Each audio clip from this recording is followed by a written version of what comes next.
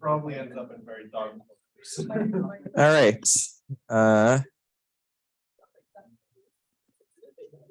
So I hope everyone emailed me their project proposal as they were supposed to. I just did.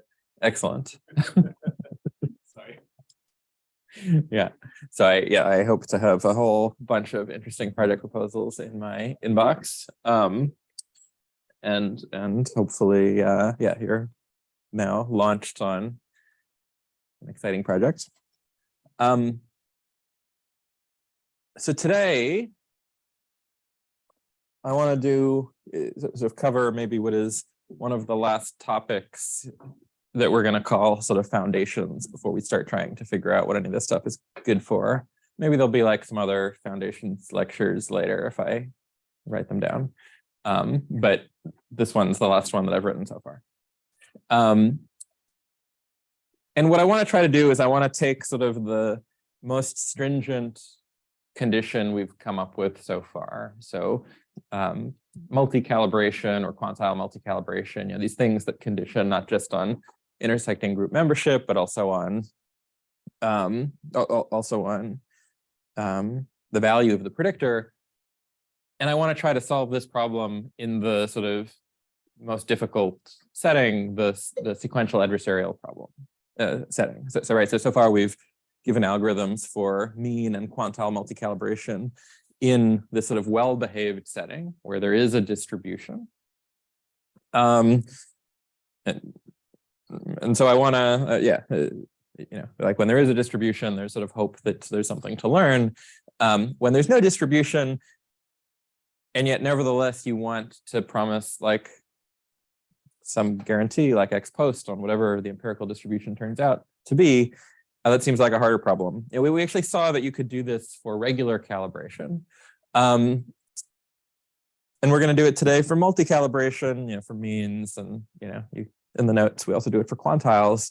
And it'll use a similar strategy to sort of the technique we saw for sequential calibration without groups, but we're going to have to carry it out a little bit differently. Because if you sort of remember,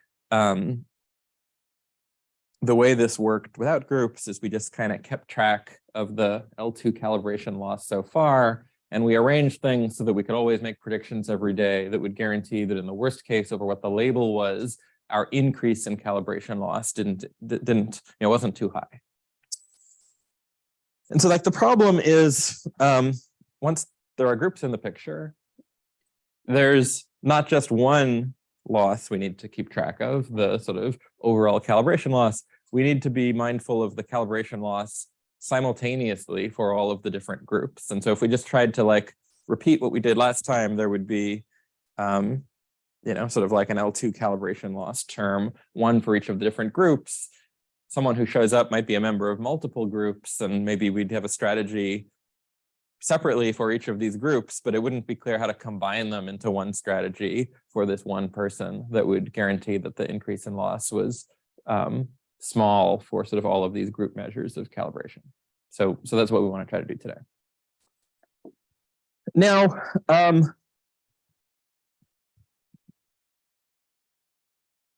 so far in the class, we've talked about a couple of different ways in which you might measure calibration loss. You could measure it in the L2 norm and the L1 norm and the L infinity norm, and we related these, but basically it's always been convenient for us to work in the L2 norm. Almost everything we've been doing has been sort of for L2 calibration loss.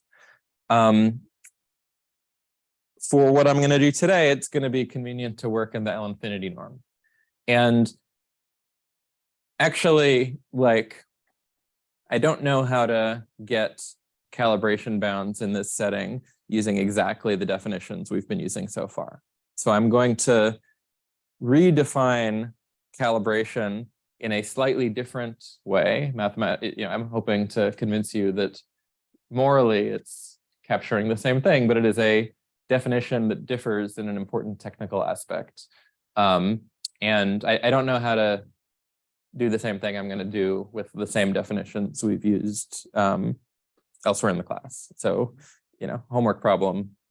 If you know how to do this without redefining calibration at this point in the lecture notes, extra credit.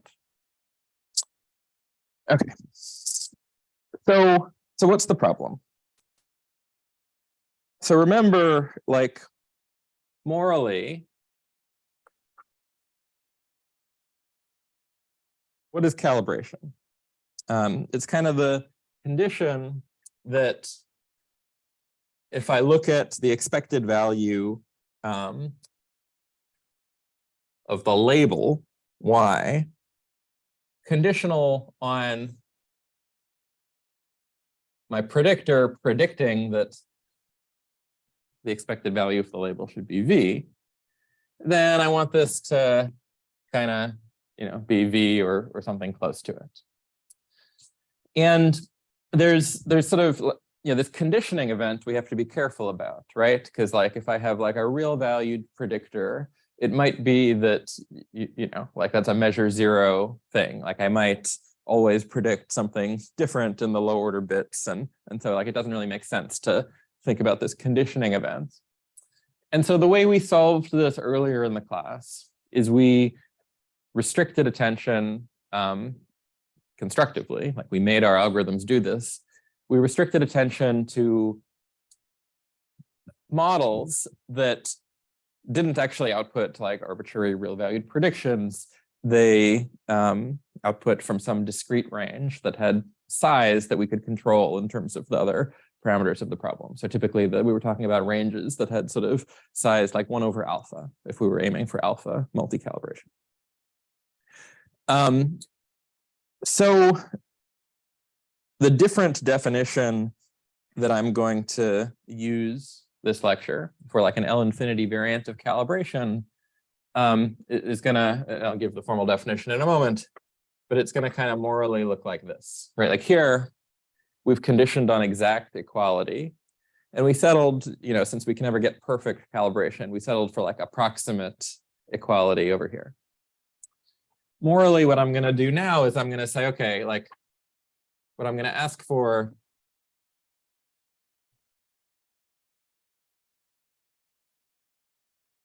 is that when my prediction is close to v, then the expected value of the label is also close to v.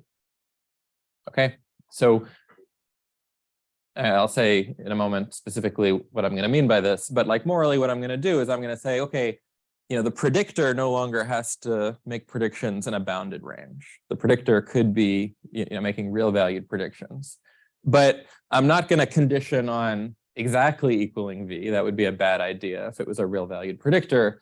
What I'm going to do is I'm going to sort of chop up the range of predictions, which now might be real valued, into like a bunch of buckets that are discretized at some discretization 1 over m. And I'm going to say that f of x is kind of close to v if f of x and v are in the same bucket, the same part of the discretization. Okay, so it's like a little bit dual to what we were doing before. Before we were discretizing the range of the predictor, and we were asking for exact equality in this conditioning event.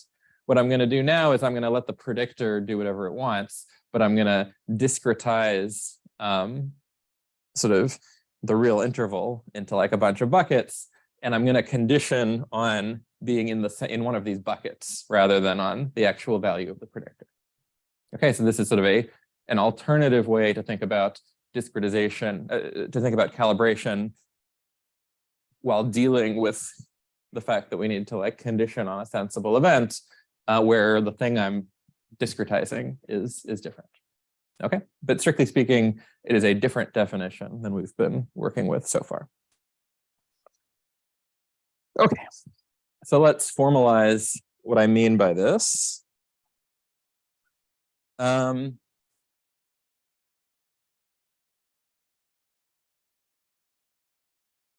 So, pretty sure I'm recording. Yes.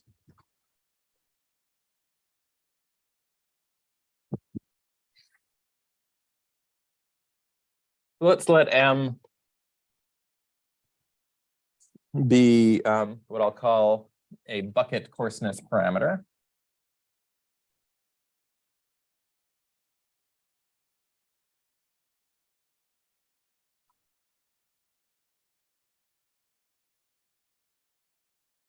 And for an index I, the index for a bucket, which can range from 1 up through m-1, I'll say that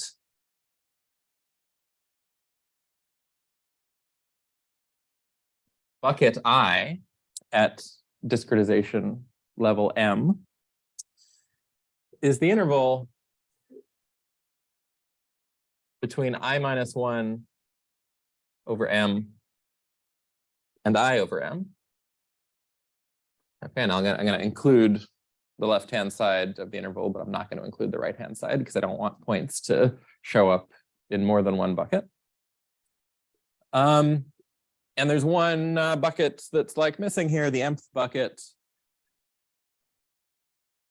I'll say bucket m is the interval from m-1 over m to m over m, so 1. And the only reason I'm defining this separately is because I'm going to make this interval closed on both sides. Okay, so this is a way of chopping up, like the real line between 0 and 1.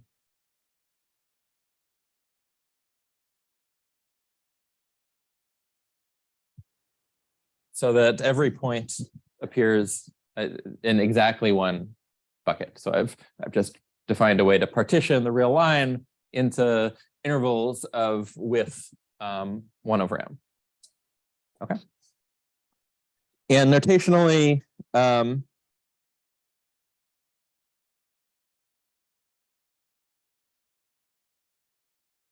okay. So this is a set of m buckets. Okay. Okay. Now I want to define a notion of multi-calibration in terms of this bucketing. And informally, my informal notation here, f of x is like approximately equal to v. What that's really going to mean is that f of x and v fall in the same bucket. Okay. So let's give a notion of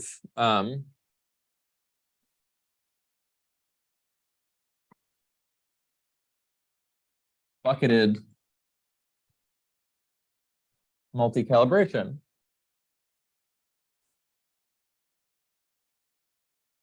And I'll first define it in the sort of batch distributional setting so that I can write it in a way that looks like how we've generally been writing calibration definitions so that you can directly compare like the bucketed version from the non-bucketed version.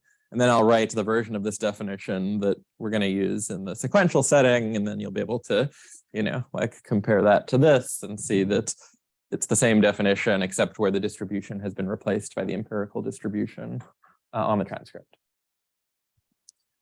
Okay, so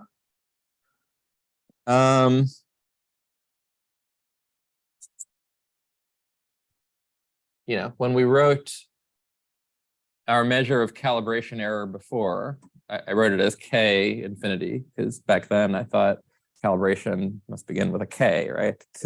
Calibration. But since then I've learned that calibration begins with a C, so to differentiate them, I'm going to write C infinity for this bucketed notion. Okay. What did you say? Calibration with a K does sound cooler. Right, calibration. Anyways. Okay.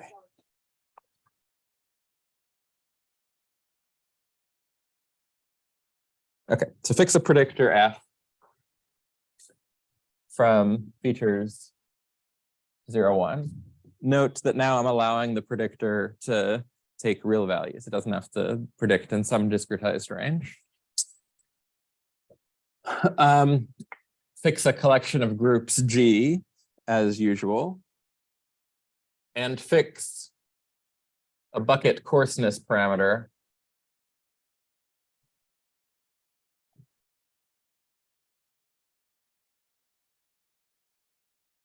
M.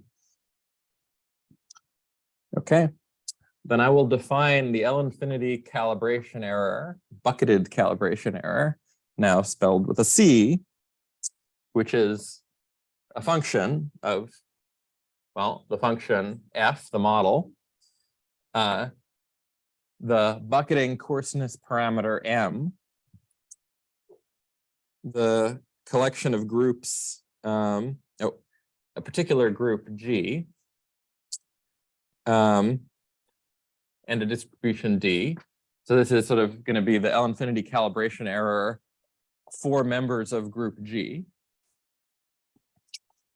And this is just going to be the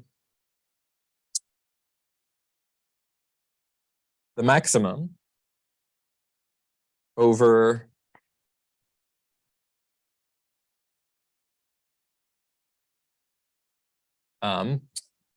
the index of the M buckets that I'm interested in here, of the probability that the prediction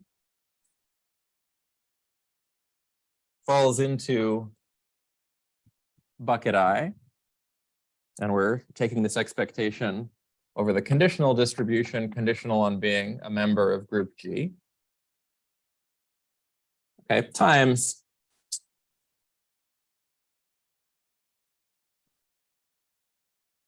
the expectation, the absolute value of the expectation of the difference between my prediction and the outcome, conditional on my prediction being in bucket I, and also conditional on being a member of group G.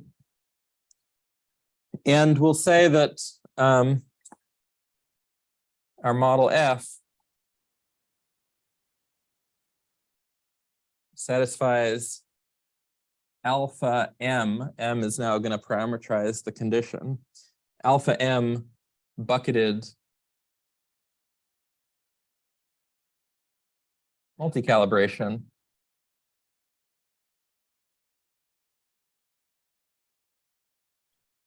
if for every group in my collection of groups G, if I look at this measure of L infinity bucketed calibration error, this should be at most alpha over the size of group G. Okay, so this should be exactly the same as the definition we previously gave for L infinity calibration error and L infinity multi-calibration, where the difference is that we're no longer looking at the event that f of x is exactly equal to some value v. What we're looking at is the event that f of x is in the ith bucket when we discretize the unit interval at sort of a width of 1 over m. Okay, so otherwise it should be exactly the same definition.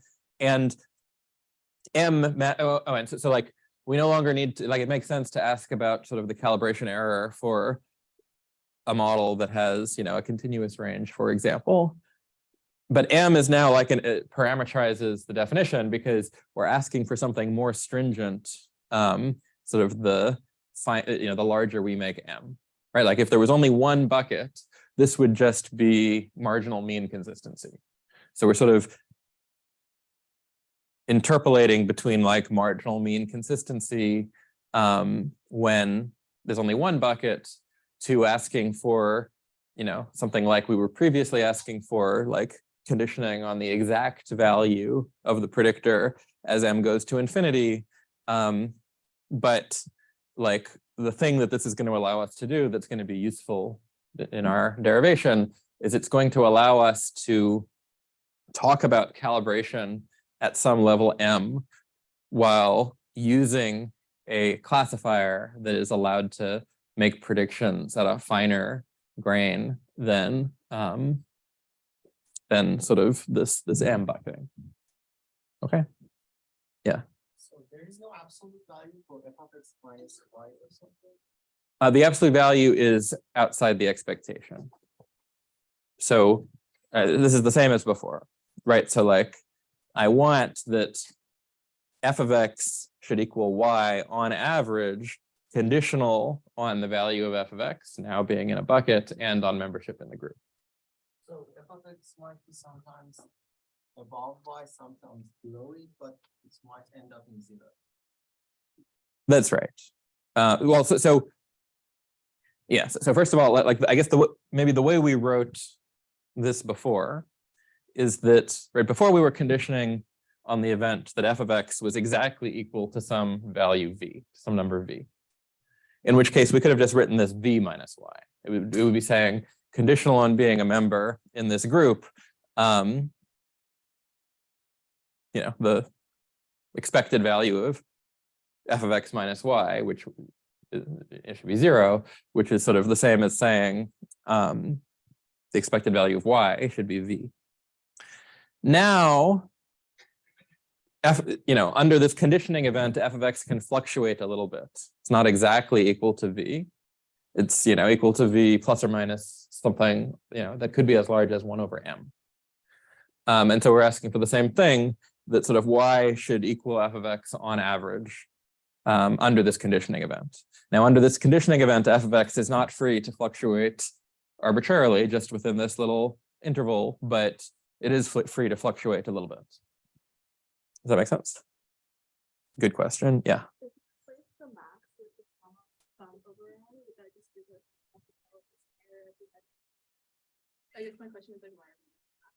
Yeah. So this is like the L infinity version of things. You could define the bucketed L2 version of things, which would be like the sum of the probability weighted square of this thing, or the L1 version.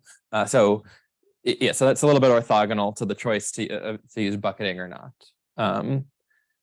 This is like the analog of our L infinity notion of calibration with bucketing. You could define like L2 notions as well, and there are and the translations between those things are sort of the same as they've always been. Yeah. Yes. Right, it's kind of like a sliding scale depending on like how you define m. Yeah, m is 1, you just get like mean consistency, and there's m at infinity, you get the much more granular condition, but then you could be like conditioning on like measures that are like. Yeah.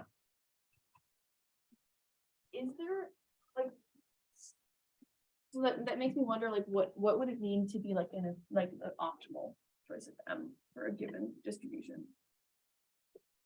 Yeah, I don't know. I mean, like in some sense, like to the extent that you can get the same approximation parameter alpha for a larger value of m, you'd prefer that, right? Like bigger m, the bigger m is, the sort of finer your buckets are, the stronger a guarantee this is. So the biggest m until you like start losing out because you have too many like low probability. Yeah, so like so it's going to be, you have to phrase the question as sort of like a trade-off, because what we're going to derive is an algorithm that can, in this adversarial sequential setting, guarantee like, ex post calibration with alpha tending to 0 at some rate. But like the bound that says how small alpha is as a function of how long the sequence is will depend on m.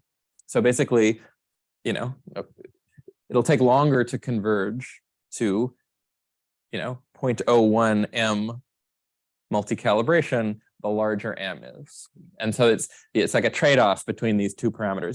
So it's true that you can't think about these parameters in isolation, but I don't know what it would mean to pick like the best value of m necessarily. Like they're controlling different things. Like alpha is like how close you are to satisfying this constraint.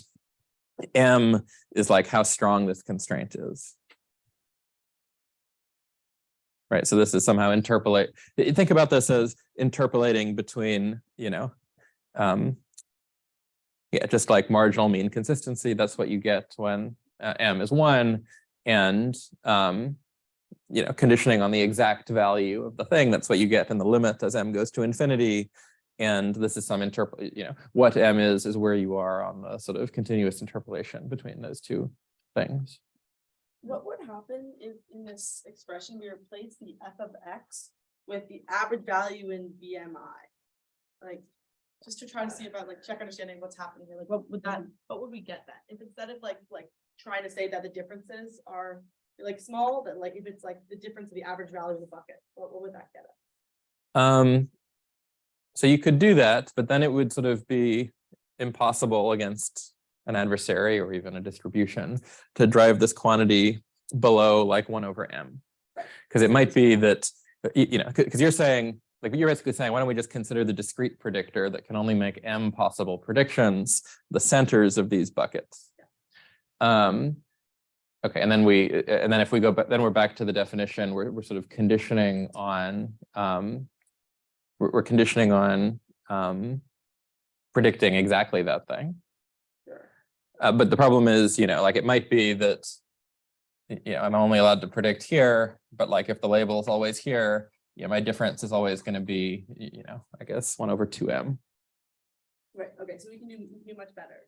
Yes. So the thing that we're going to be able to do here is that we're going to be able to, for any m, we're going to be able to drive alpha to 0.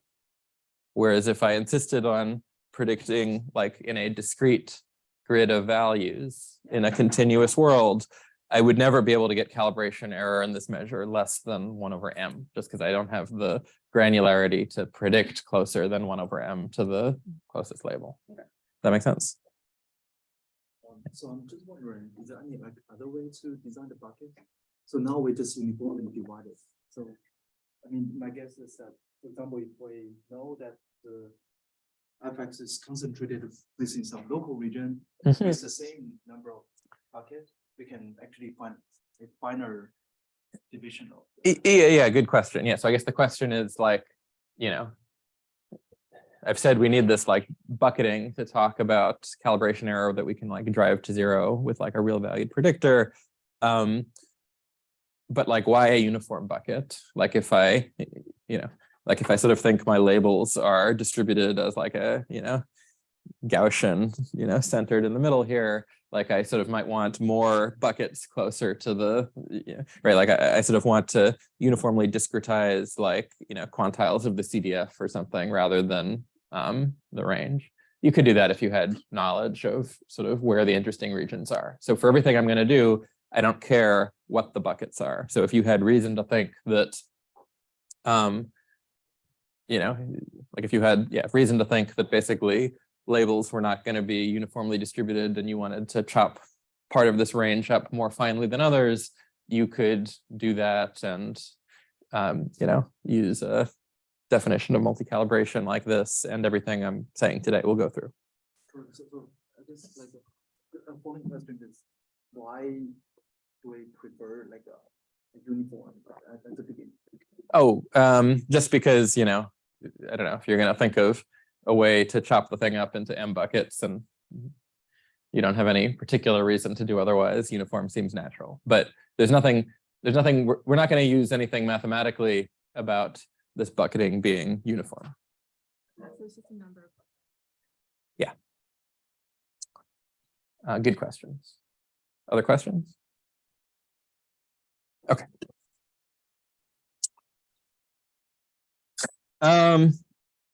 Okay, so this is in the batch setting, but I said like this lecture, I want to derive algorithms for getting multi-calibration in the sequential setting. So what does bucketed multi-calibration mean in the sequential setting?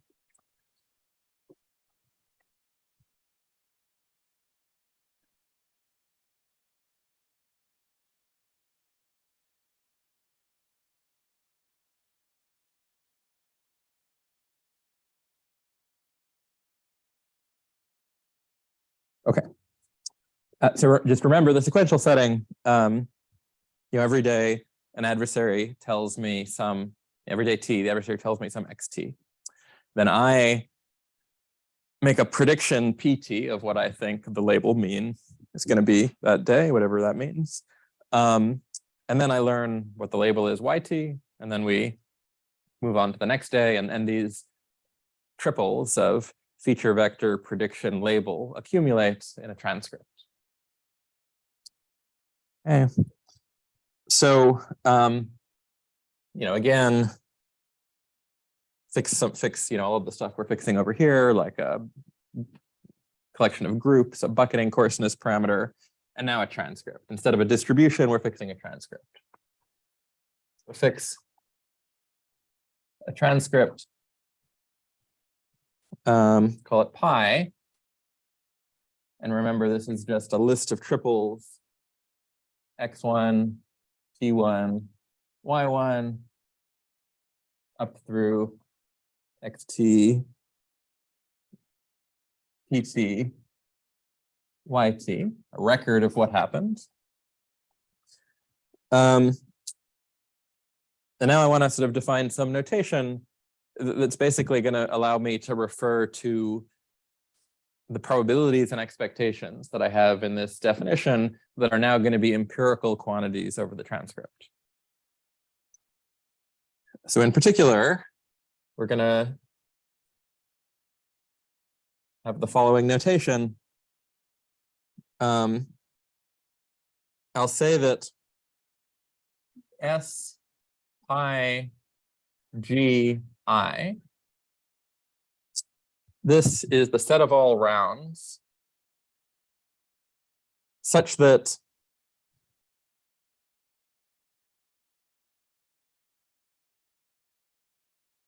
the feature vector at that round was in group G, and such that the prediction that we made at that round was in the ith bucket. Okay, so like the set of rounds for which the conditioning event that were in group G and that I predicted something in bucket I holds.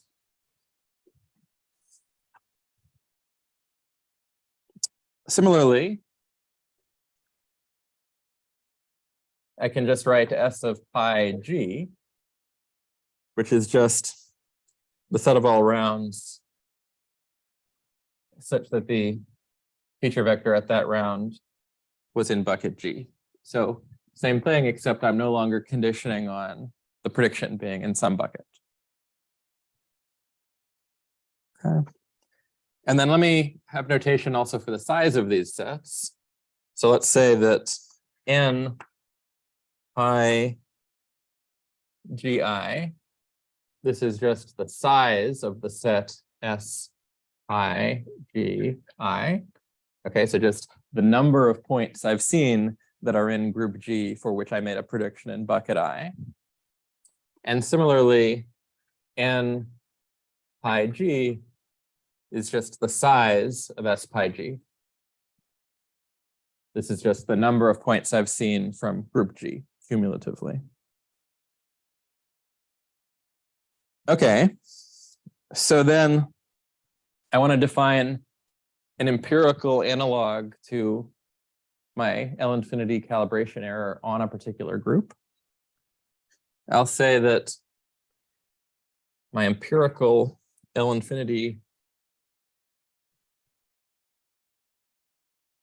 calibration error with respect to discretization level M and group G is just the maximum, once again, of all of the buckets. Okay, now what is the probability that something is in bucket I conditional on it being in group G? Well, the empirical quantity corresponding to that is just the ratio of n pi g I over n pi g, right? It's like the number of points in group G such that I predicted something in bucket I over the number of points in group G. This is just this probability except over the empirical distribution of the transcript. Okay, and what is this expectation except over the empirical distribution of the transcript? Well, that's just the sum over all of the rounds in this set S pi g I of the difference between the prediction and the label divided by n pi g I.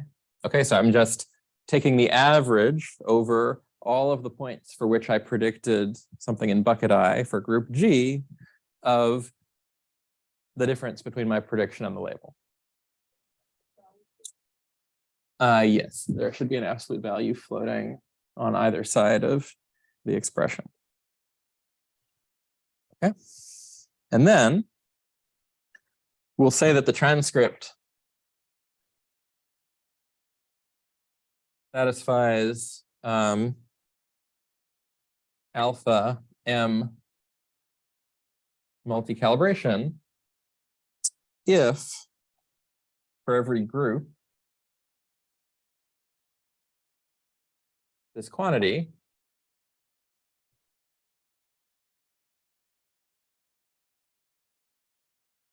is less than, okay, before it was alpha over mu of G, the probability of being in group G. Well, what's the probability of being in group G? What's the empirical probability of being in group G? Well, n pi G is the number of points I've seen in group G, and there were T points total. So that empirical probability is n pi G over T. And so I should ask for this to be less than alpha T over n pi G. Okay. So maybe everyone stare at this for a moment and convince yourself that this definition is the same as this definition, where I have replaced these probabilities with their empirical values over the distribution. Otherwise, it's the same.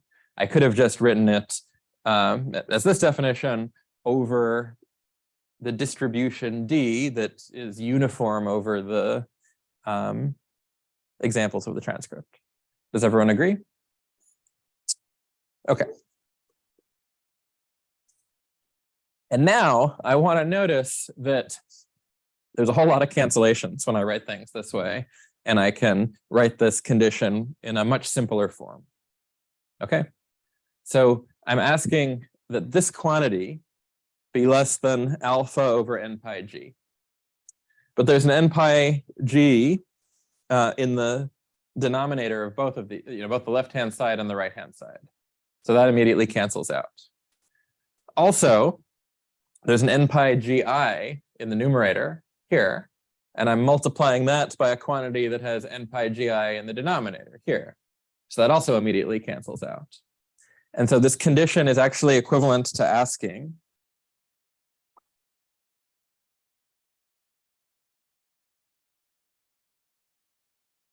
that when I look at the maximum over all possible groups and over all possible buckets of just the absolute value of the sum over the rounds for which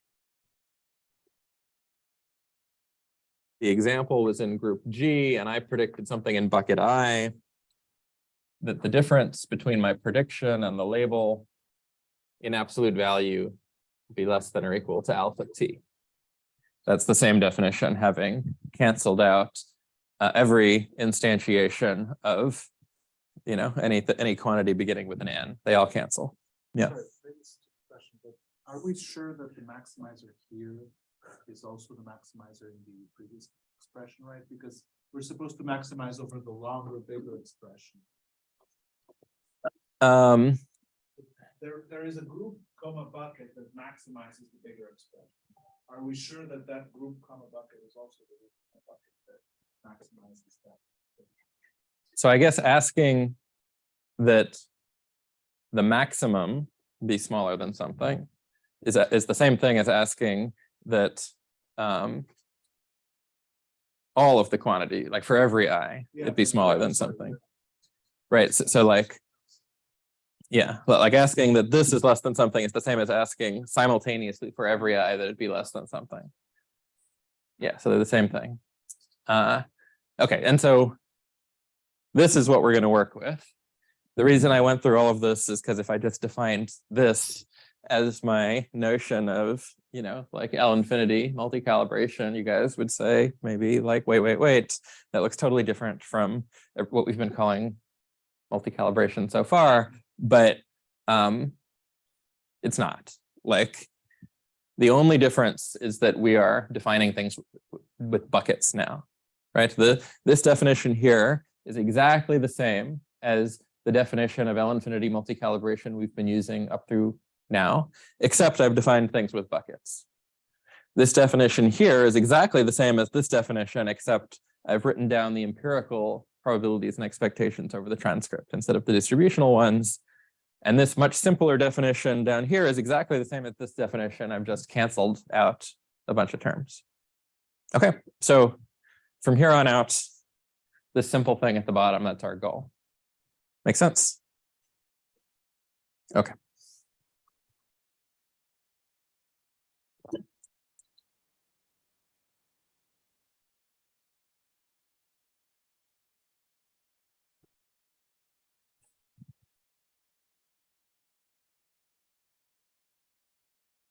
Okay, so like how did our algorithm for regular old sequential L2 calibration work, like before we added the word multi to anything? There we were just, straightforwardly keeping track of some measure of calibration loss, our L2 calibration loss. And we sort of said, okay, that's complicated, but I'm just gonna zoom in on the change in calibration loss due to my decision today. And I'm going to try to derive a strategy that guarantees that that change in calibration loss is small no matter what happens. Okay. So what we needed, we had some function here and we needed to guarantee that it was smaller than something at the end. We're in a similar situation, except now we've got a bunch of functions, one for every group and maybe one for every bucket as well.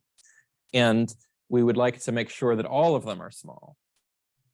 Okay, so it's not going to work to sort of zoom in on one G and one I and try to make sure the increase in that one is small. We need to somehow make sure the increase in this maximum is small.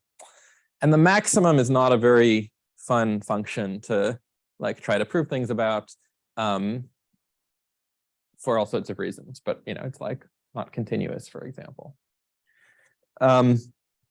So what I want to do is I want to define a surrogate loss function, which is much better behaved mathematically. It's going to be easier for us to control and to think about, but I would also like it to be related to this quantity because ultimately we need to bound this quantity. Okay. So here's our surrogate loss.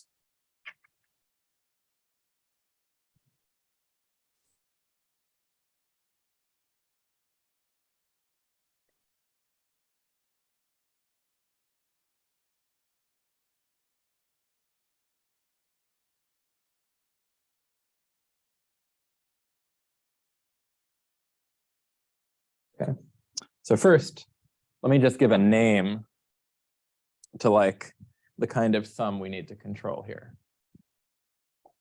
Okay, so let me call, of course, fixing a transcript.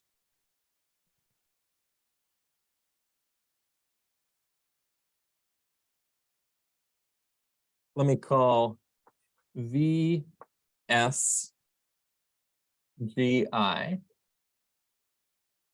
the following thing.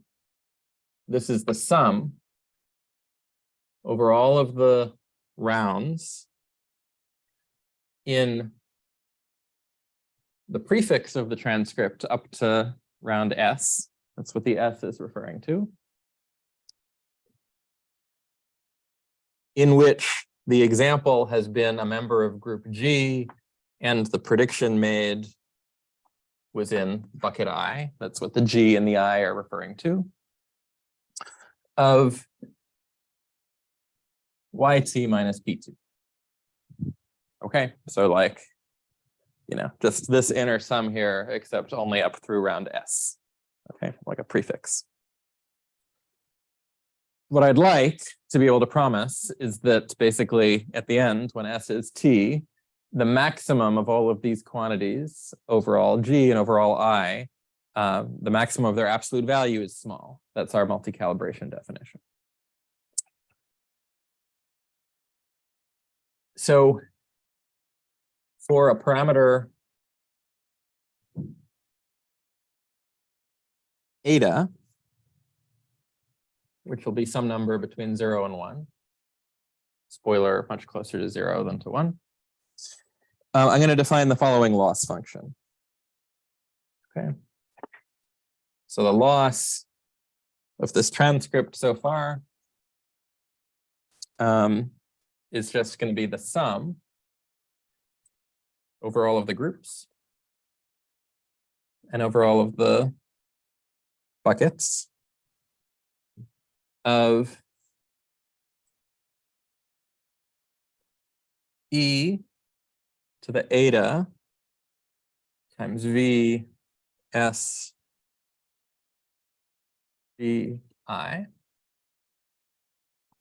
plus e to the minus eta times v s v I. Okay, so this is going to be the surrogate loss function. So the thing we want to bound is the maximum absolute value over all of these v's, but neither maximums nor absolute values are particularly fun to work with. So instead, I'm going to try to bound like this thing, where instead of where there's no max anymore, there's a sum, and there's no absolute value anymore. But I will separately consider both the positive and negative version of this v. Okay, makes sense. Okay. And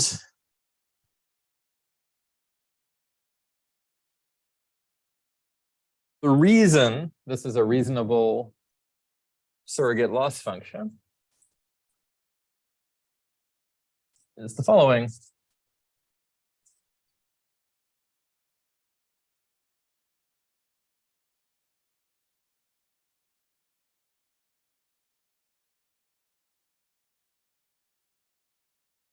If I look at the thing that I really care about, okay, which is the maximum over all g and I of the absolute value of this thing.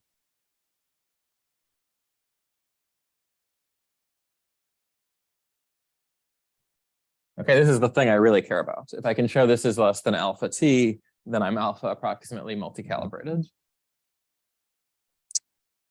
This is upper bounded by 1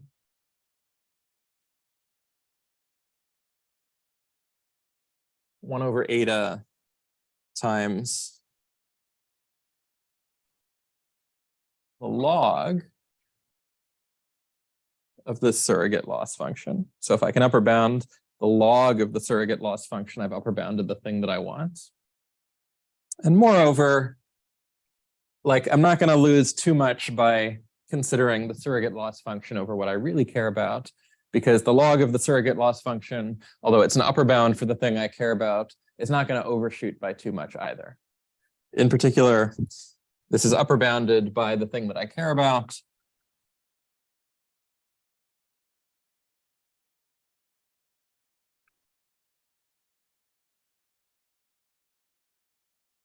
Plus log of the number of groups times the number of buckets over eta. Okay, so if I can upper bound this thing, then I've bounded what I wanted. And you might worry, like, maybe I can't, maybe there's no possible hope of deriving a good bound by upper bounding this thing, because maybe it's just too loose a bound.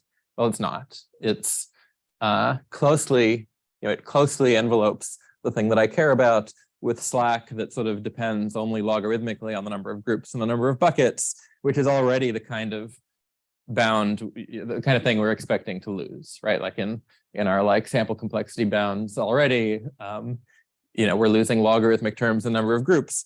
And remember that online learning is only more difficult than batch learning. Like there are online to offline reductions. And so, whatever regret bound we're able to obtain in this setting will correspond to a sample complexity bound in the batch setting So it would be pretty surprising to be able to get a bound better than like, log G. And so if we're already sort of expecting to lose log G terms, we might as well think about this surrogate loss function. Questions? That last sentence again about why we don't worry about. Yeah. So like, we really want to bound this thing. It's hard to bound this thing. So we're going to bound this thing. Bounding this thing gives us a correct bound because it upper bounds the thing we care about. But you might like worry that like the thing we're upper bounding is, a million zillion times larger than the thing we care about. And so this whole proof strategy that we're committing to of upper bounding the surrogate instead of the real quantity we care about is doomed to give us extremely loose bounds. Because even if we come up, in that case, like even if we came up with an exactly tight upper bound of the surrogate, if it was a million zillion times larger than the thing we care about, we might still, with a very tight bound on the surrogate, have a bound that is loose by a factor of a million zillion. But they're close. But they're close. So if we tightly upper bound this, then we also tightly upper bound this up to some additive slack that is at most logarithmic in the number of groups. That is the kind of term we expect to need to lose anyway, right? Like we expect this thing already to just not be boundable by anything that doesn't grow at least logarithmically with the number of groups, because otherwise that would give us sort of impossible generalization theorems in the offline setting. And so this tight bound should give us,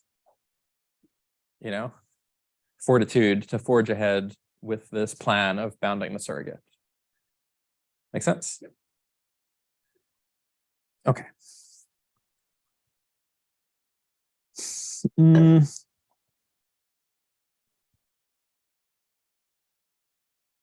Maybe I'll prove just the second part of the bound here, because we're actually going to prove the first one like along the way when we derive the regret bound for our online calibration algorithm. So I'll prove the second part. The first part's super easy also, but like also we're going to see it. Okay. So, okay. We want to show that 1 over eta times the log of the surrogate loss is not too big compared to the thing we want to bound. Okay, well, let's just write out what this is. It's 1 over eta times the log of the sum over all of the groups and all of the buckets of e to the eta times v t g I plus e to the eta, e to the minus eta vt gi. Okay, that's just writing out the definition of the surrogate. And we can upper bound this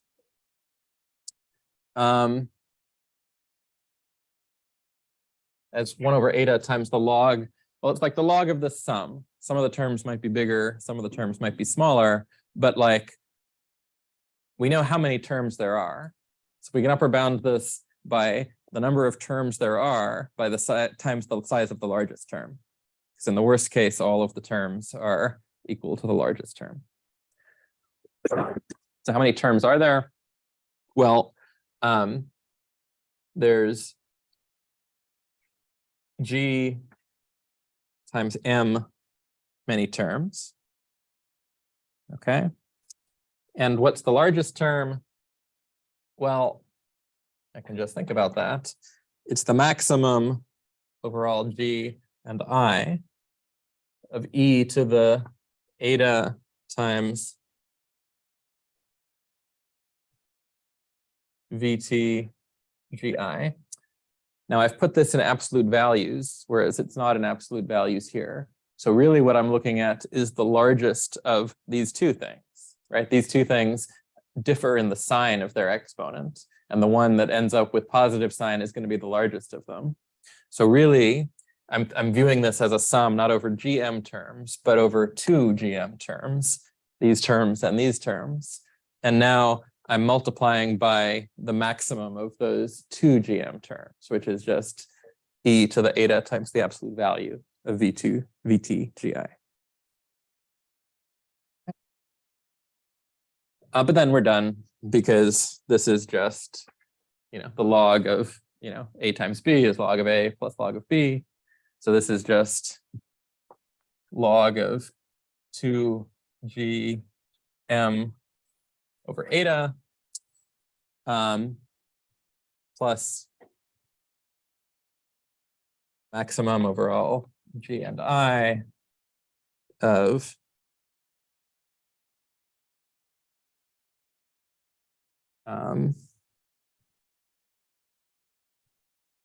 VT GI times eta divided by eta, so just the maximum of VTGI. Okay. Yeah. Yeah, and just, how does one come up with these surrogate loss functions? Like, I can kind of see, like, if you need to bound something, you don't know how to bound something, like throwing it into the expression. That seems reasonable. Yeah. But like, So okay, so one is just, exist for a long time in this field and see things. This is sort of a variant of what's called like a softmax loss function and is often used to bound a maximum. But if you wanted to come up with this from first principles, you'd sort of say, okay, like what is my goal, first of all? My goal is to replace all of these ugly, non-continuous, non-differentiable parts of my loss, like the max and the absolute value, with something nice and continuous and differentiable. And so you'd say, okay, let's think about that. What do I do with a max? Max is no good. Now I can upper bound a max with a sum, but that's a really bad upper bound generally. Like you lose a factor of the number of terms in the sum. But if I, but what if I upper bound, but I can also upper bound the max with the log of the sum of exponentials. And now the max dominates because exponentials grow really fast. So that's like the softmax things. The standard softmax is log of sum of exponentials. Now I want to bound, now I have this other discontinuous or non-differentiable term, which is this absolute value. I'd like to get rid of that, but an exponential of a negative number is still non-zero. It's non-negative, it's a positive number. So instead of looking at e to the eta times the absolute value, I can look at e to the eta times the absolute value plus e to the eta times the negative absolute, or e to the eta times the positive version plus e to the eta times the negative version. And that's just e to the eta times the absolute value plus something else that is also not only non-negative, but like guaranteed to be pretty small. Because it's, e to the something less than 0. So that's maybe how you would come up with a surrogate like this just from introspection. Okay, so the win so far is that we have the surrogate loss. Unlike our original loss, this thing's nice and differentiable and continuous, and it closely bounds the thing we care about.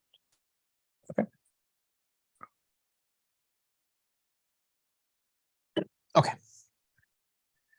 So now we're sort of going to proceed the way we went about deriving our algorithm for sort of sequential regular calibration. Except there we were directly paying attention to the rate at which our calibration error increased, our L2 calibration error. Here, we can't, like what we're going to do is we're going to directly pay attention to the rate at which our surrogate function increases. We can't directly keep track of the rate at which our actual calibration error increases, but like using similar techniques, because everything's again nice and continuous and differentiable, we can keep track of the rates at which the surrogate loss function increases.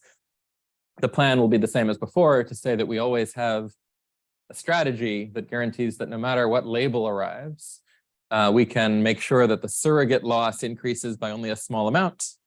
By chaining that argument together, we will say that the surrogate loss must be small at the end, since the per round increase at every round is small. And then we'll sort of appeal to this kind of argument to say, okay, our actual loss was small as well. that's the high level plan that we're gonna execute on now. So other questions about the general idea? About, when we move, like where they fall. That's when we move from the sum of like the positive and negative versions to twice the max of the Mhm. absolute value. So I think, if I understood that correctly, we're saying that one of those two, the positive or negative exponent one, we don't know which one, but one of them is equal to the absolute value version. and Yeah. The other one is going to be Smaller. negative. And so we basically just replace both of those terms with the absolute value version, and so that's where the 2 is coming from. Yes. So think about this not as a sum over GM terms, but as a sum over 2 GM terms. The GM of Right, these we're and the replacing GM both of them these. with the absolute value. Yeah. And so what? One of them is always less than Yes. So the 1. that's right. So so it's a sum over 2 GM terms. And the high level argument is we're going to bound this by 2 GM times the maximum of any of those 2 GM terms. Yeah. So what I is- guess what I'm saying is like one of those, half of those terms, GM of those terms are that absolute value version. but Yeah. The other half are less. The other half are smaller than that, smaller non-negative numbers. Bound them by 1. Like You so could. GM plus GM. You could, yeah, if you wanted. So you're saying like putting a 2 here is wasteful. I could have said GM times the max of this plus GM. That's also true. Yeah, you could do that. So then you'd get a slightly better bound.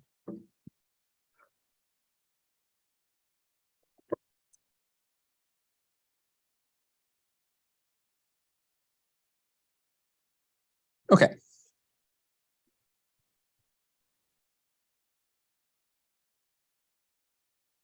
Let's see.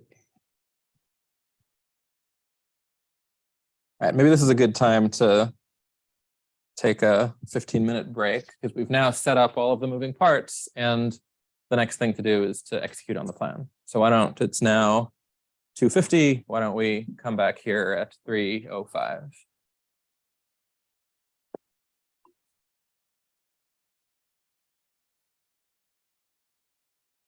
All right, so we're back. For the online audience, what you missed was an extended discussion of children's television. Okay, so like we have this plan. We've got a definition of online calibration. We've got this sort of well-behaved surrogate loss function that we know bounds our calibration loss pretty tightly.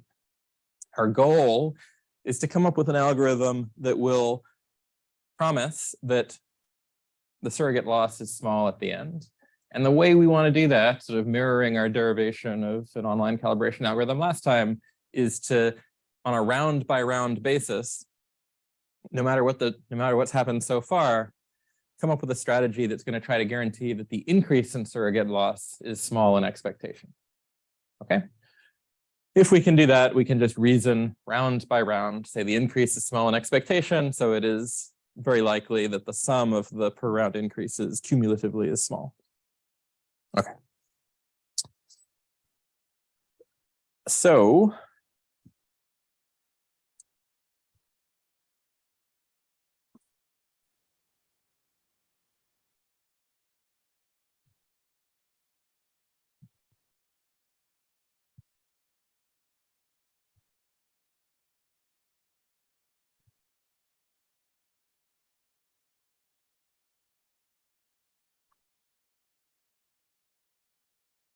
let's give notation so we can talk about the increase in surrogate loss from round to round. So let's fix the partial transcript.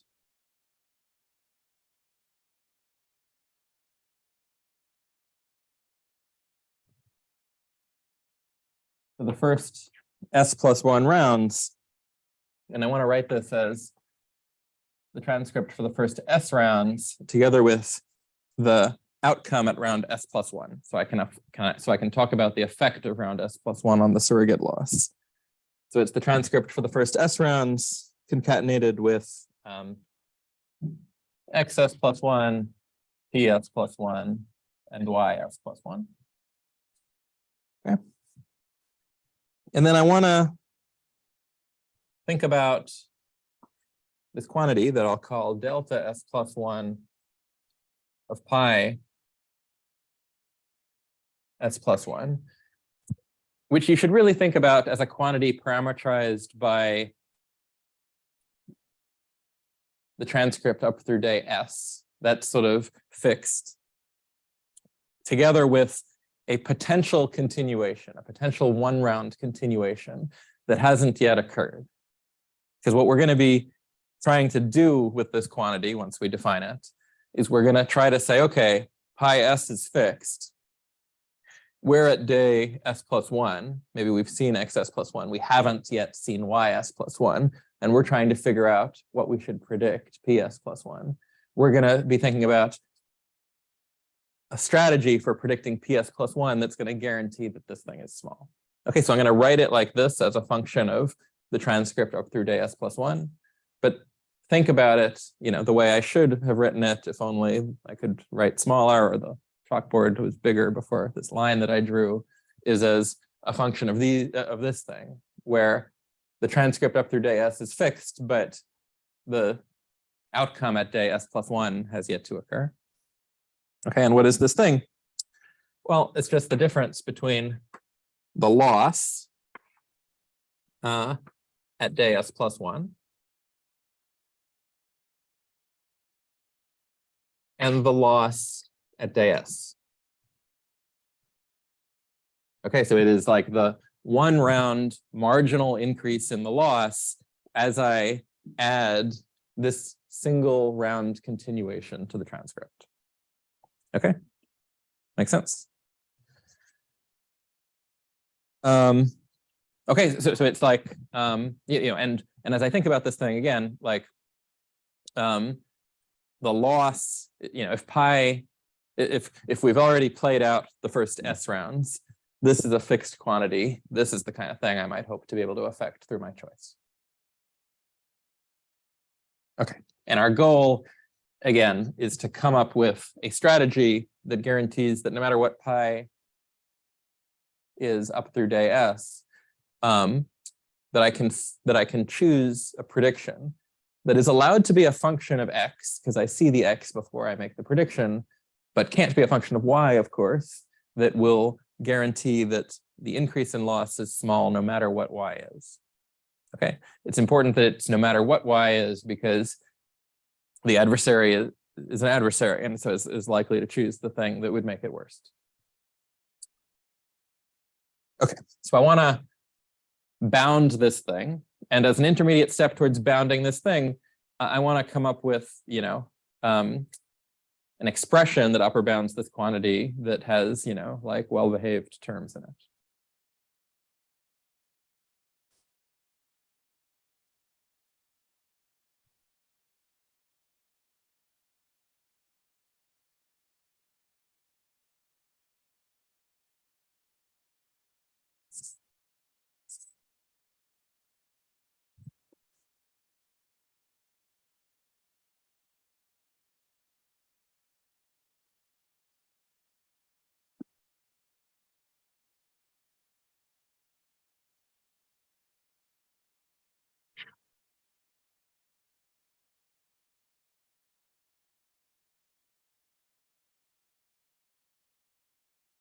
Okay.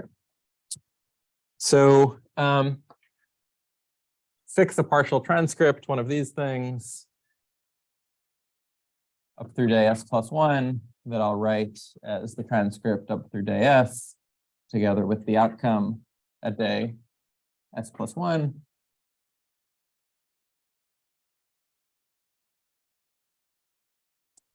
And let's say that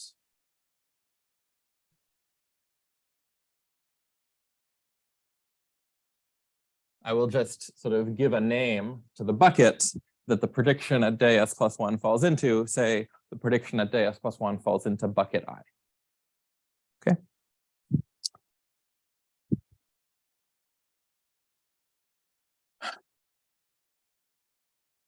Then the claim is I can write the change in surrogate loss at day s+1 or I can bound it as eta times the difference between ys+1 and ps+1 times a constant that I will define in a moment. But for now, I will write as CIS of x s+1 plus 2 eta squared times the loss that was incurred up through round S. Okay. Okay, and what is this constant? Here, CIS of x s+1 is the sum over all of the groups that s+1 is a member of. Okay, so this feature vector is a member of some of the groups, but not all of them. I'm going to sum up over all of the groups that this feature vector is a member of e to the eta times vs vi minus e to the minus eta times vs vi. Okay. So this is some funny expression, kind of looks like, you know, terms that show up in the loss function, but it's like not quite the same as our surrogate loss function. First of all, we're not summing up over all of the groups, and we're not summing up over all of the buckets. And also, it's not the sum of these two terms, it's the difference. But the point is, if we imagine that pi s is fixed, everything that's happened up through day s has already happened, and it's time for us to make a prediction, which means we've already seen xs+1 as well.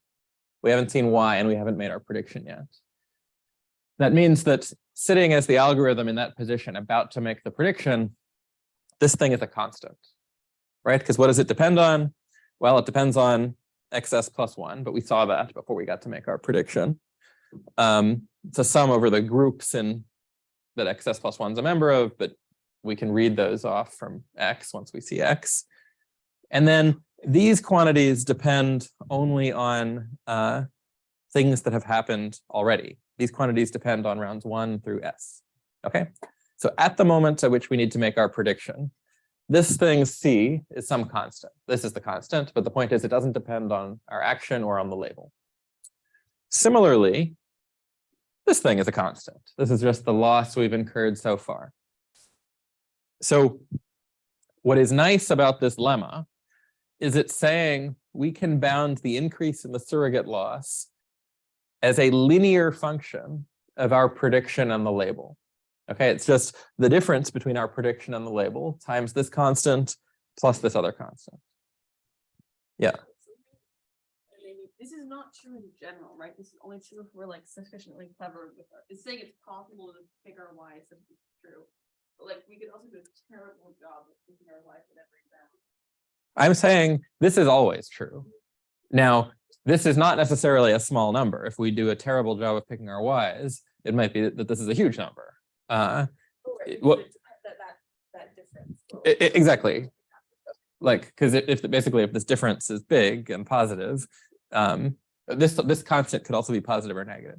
So if this difference is big and has the same big in magnitude and has the same sign as this, then this is going to be big, right? So far we haven't said anything about a clever algorithm. So this had better always be true, and it had therefore better not always be small, because if we do a bad job, we're not going to be calibrated. This is not always small. So we're going to prove this. This one's always true, but like basically in our progression, right? We want to, initially we want to make sure that our increase in our actual calibration loss is small. That was hard to do. So we were like, okay, let's think about the surrogate loss function. We want to make sure that the increase in the surrogate loss function is small. Okay, maybe that's hard to do too. We've upper bounded the increase in the surrogate loss function by this thing. We want to make sure this thing is small. That's what we're going to do. Okay. But it is related to the fact that the surrogate loss function is so well behaved that we can upper bound the increase as a linear function. Like all of this was so that we can work with linear functions, basically. Okay.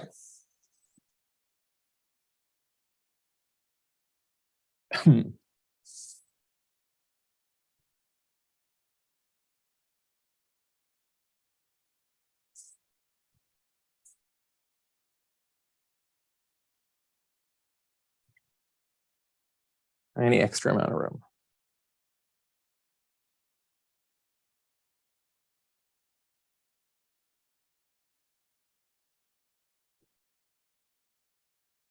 Okay, I guess I just erased the surrogate loss function that I wanted to talk about. So let's remember what it said. What is the surrogate loss? It is the sum over all of the groups and all of the buckets of this term that depends on the historical loss that we have seen on the subsequence of days corresponding to feature vectors from that particular group and from that particular bucket. Okay, so when we look at the difference in surrogate loss tomorrow compared to today, right?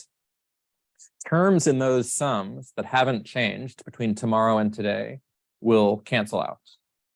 Okay, so in particular, if I play something in bucket I today, or tomorrow, then I will have changed only the terms corresponding to bucket I, right? Because anything I do in bucket I won't affect the V quantities for other buckets because the buckets partition the rounds.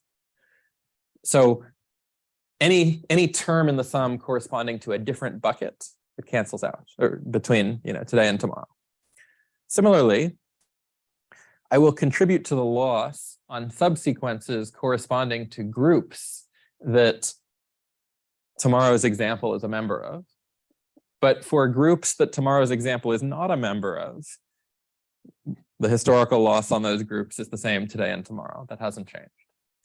So when I'm looking at the difference in loss between today and tomorrow, the only terms that will show up in that difference are terms corresponding to the bucket of the action I play today or tomorrow, and the groups corresponding to the example that I'm classifying. Okay. So the difference in loss I can write as the sum over just those groups that example S+1 is a member of. Not all of the groups. Of, well, the loss today on those groups, that was E to the, but the loss tomorrow on those groups, that was E to the eta times V, G, I up through day S+1.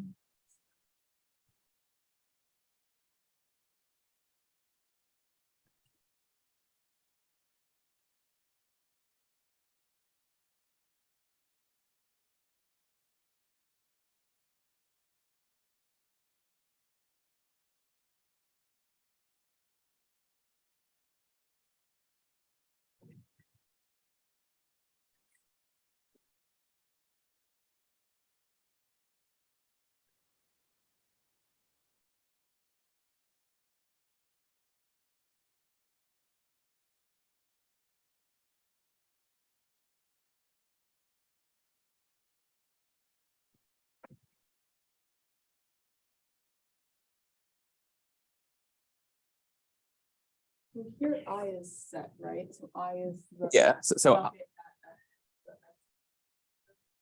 I is the bucket of the action I play at day s plus 1. It's x plus 1 does not, x does not determine the bucket. It's my prediction p that determines the bucket.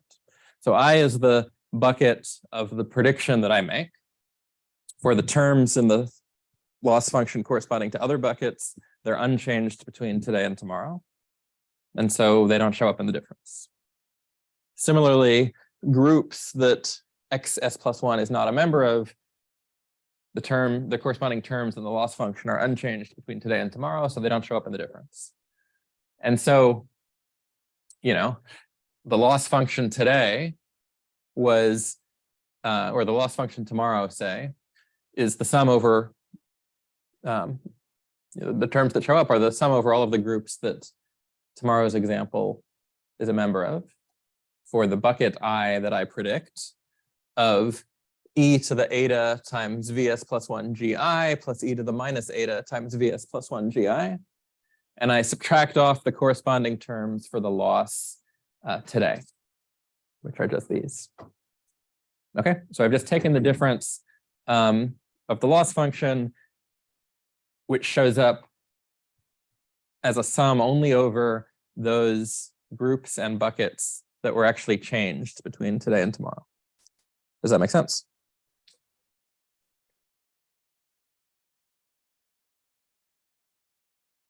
Okay. So I can write this as, right, because let's remember what these V quantities are. These V quantities are pretty simple. They're just the sum over all of the days for which the example who showed up was in group G, and I predicted something in bucket I, and what am I summing in those days? It's the difference between my prediction and the label. Okay, so like, you know, Vs plus 1 GI, it's just Vs GI plus one more term, which is the difference between tomorrow's prediction and tomorrow's label.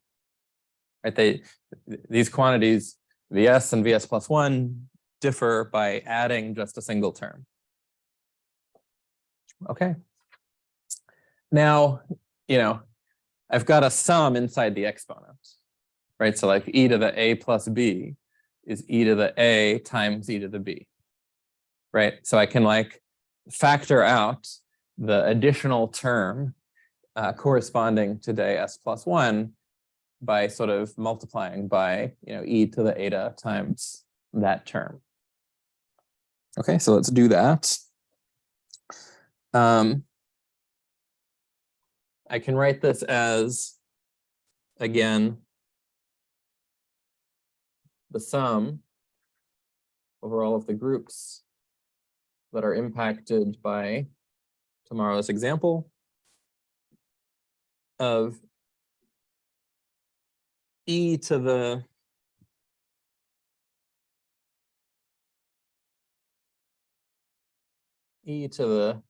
eta times Vs GI. My favorite kind. Or are we just writing true statements on the board?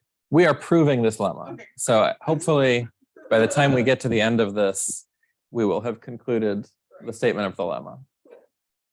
Yeah. I agree that those things are true. But Okay. cool.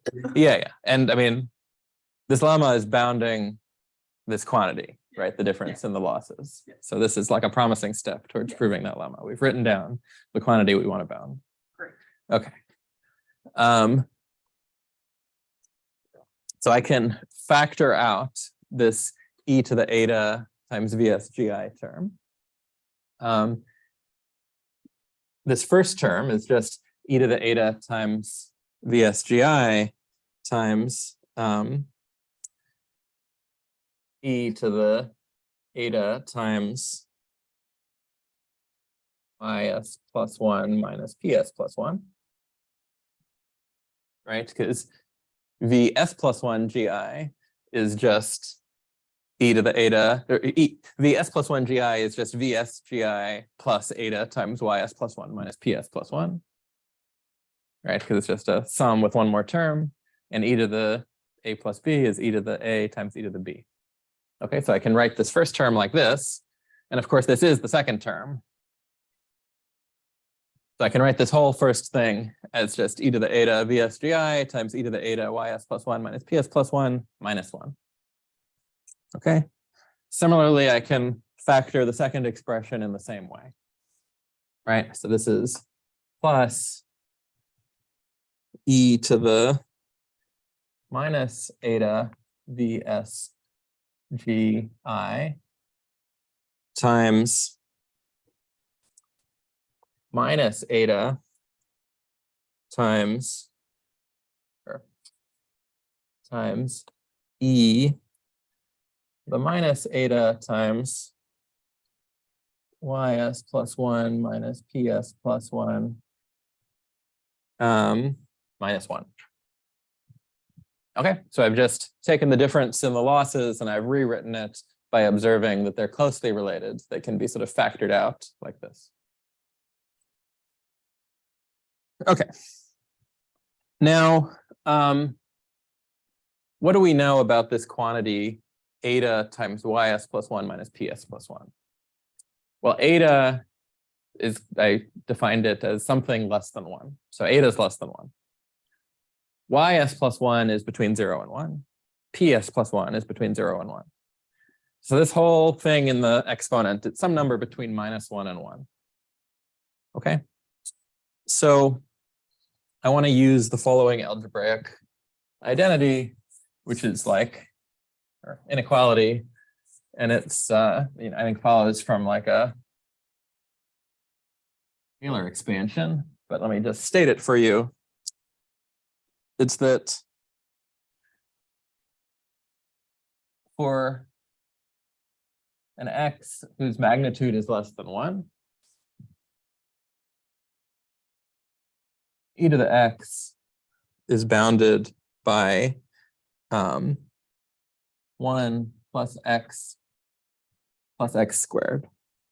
Okay, so I think this is, like the first 3 terms in the Taylor expansion. Okay, and that's the situation we're in here. The thing in the exponent, because it's just one term and these labels and predictions are numbers between 0 and 1, and because we've chosen eta to be something less than 1, has magnitude less than 1, so we can apply this inequality and turn an exponential into something that's just a polynomial.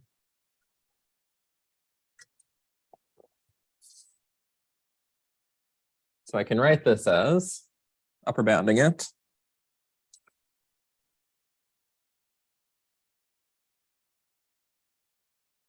the sum over all of the groups, what I care about, e to the eta times VS GI. Okay, I'm going to apply this inequality here. The 1 is going to cancel out with the minus 1. And so what I'm left with is eta x, which in this case is eta times ys plus 1 minus ps plus 1, plus x squared. Now, I don't know what x squared is, but this number has magnitude at most eta.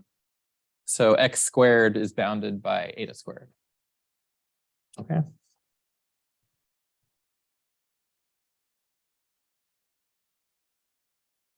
And so I think actually I probably need like a 2x squared here. And so this is bounded by 2 eta squared.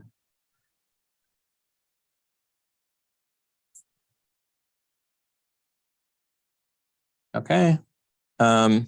And I can do the same thing for the second term.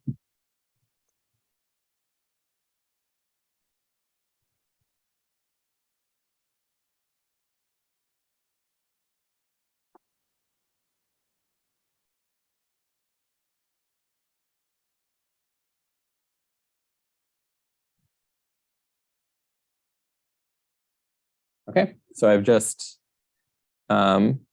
applied this upper bound on the exponential here. Good. Okay. Now, what I've done is I've like factored out now this linear term on, as a function of like tomorrow's outcome and tomorrow's prediction. Okay. And it shows up both here and here, just with opposite signs. So let me factor that out.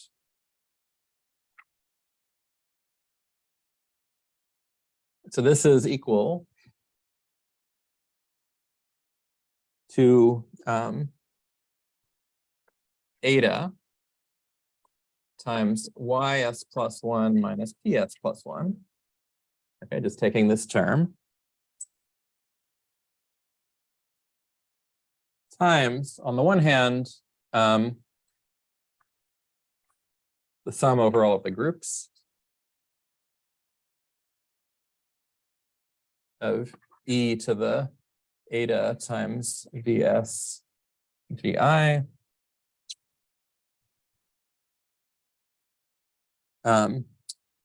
Minus, on the other hand, because there's a minus sign here, minus the sum of these terms, the sum over all of the groups of e to the minus eta times vs gi. And then there's still these eta squared terms that I have to deal with.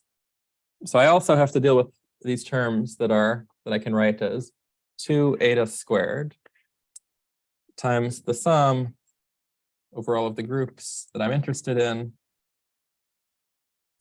of e to the eta times vs gi plus e to the minus eta times vs gi. Okay. Now, this is eta times ys plus 1 minus ps plus 1 times this whole thing, which we conveniently gave a name to. This is just CSI of xs plus 1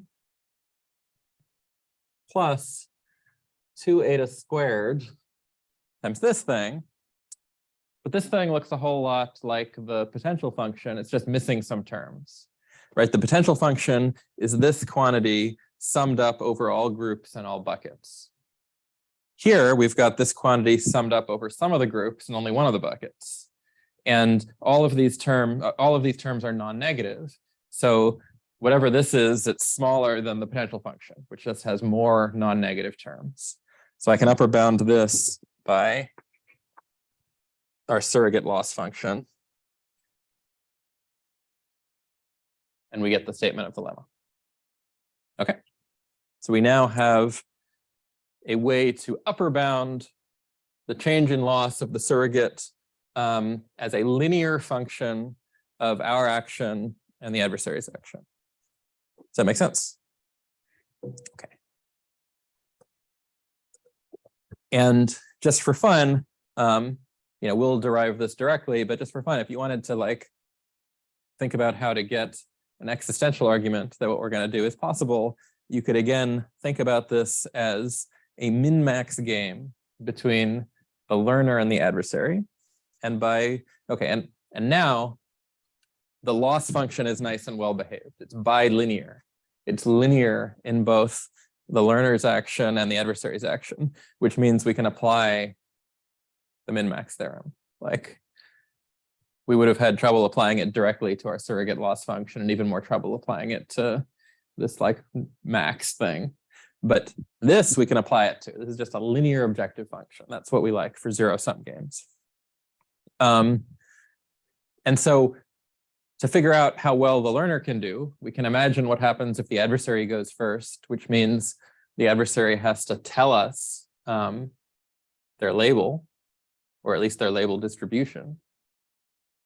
But if the adversary goes first and tells us their label distribution, we know what the expected value of y is. We can just predict that zeroes out this whole term.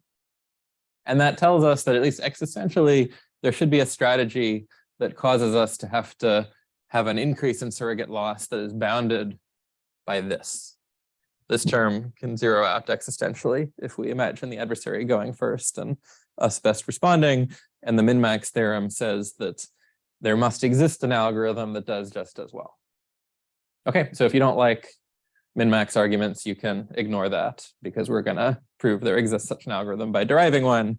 But without having to derive one, this min-max tells you it exists. So you can't go, can you confute that argument to constructively find one? Like I know you're presenting it existentially, but like there is a game I can write out that is this. The algorithm we are going to derive is the equilibrium strategy in that game. Okay. Yes. Yes, so like You're just gonna now do a different approach to it, but that's one way to. exactly. So like I'm just going to show you the algorithm, but actually like in the paper in which we derived this algorithm, first we gave the existential derivation, and then we derived the algorithm as an exercise in equilibrium computation. So we sort of said, okay, here's the best response function of the adversary. Okay, now in fact, you can just derive it more directly without like talking about that. But if you like reading about existential min-max arguments, you can read our paper and it does it a bunch of times. Yeah. Okay.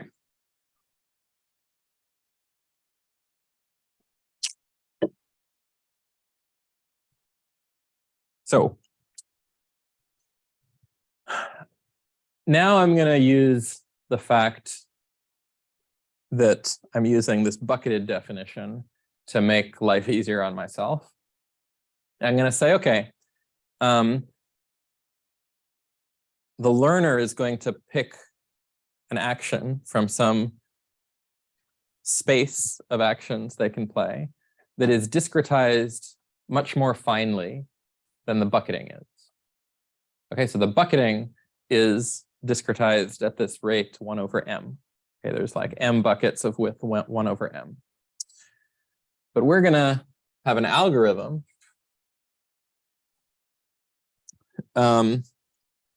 that will make predictions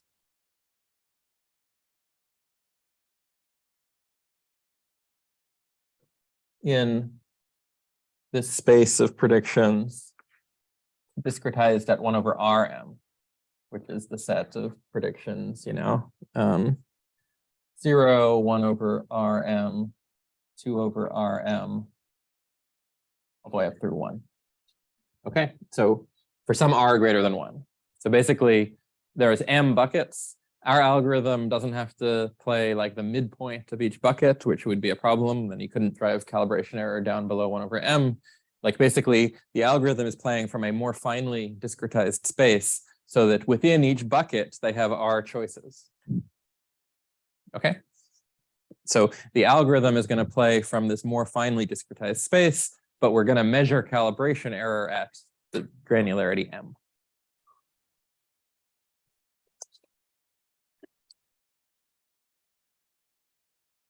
Okay. So here's a lemma.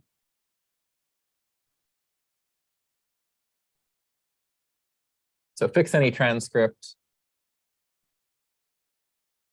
up through round S and any feature vector around S plus 1. Okay, this is the stuff the algorithm knows at round S plus 1 before it needs to make its prediction. It knows the history up until that point, and it knows the feature vector before it needs to make the prediction.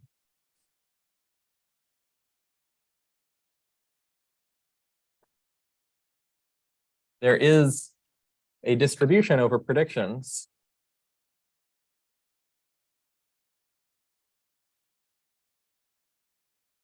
living, or it's a distribution over predictions at this more finely discretized granularity.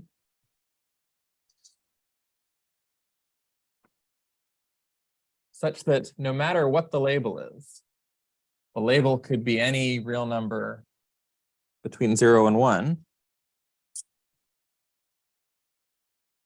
If I look at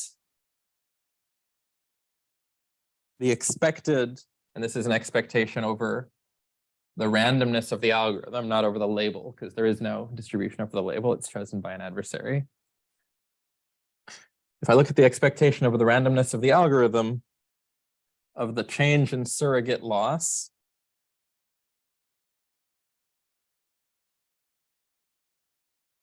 given the transcript and the choice I'm going to make. Okay, so the continuation of the transcript, xs plus 1, ps plus 1, ys plus 1.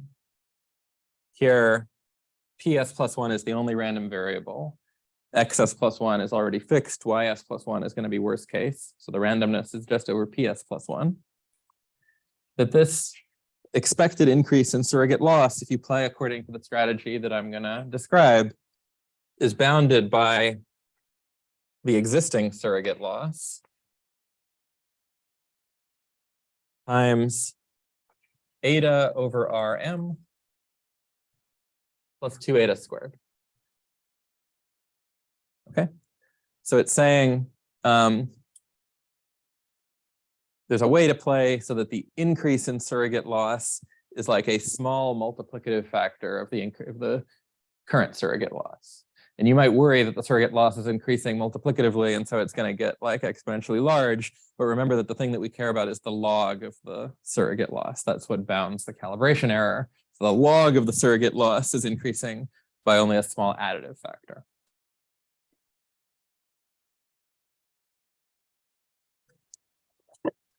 Okay, what is that distribution?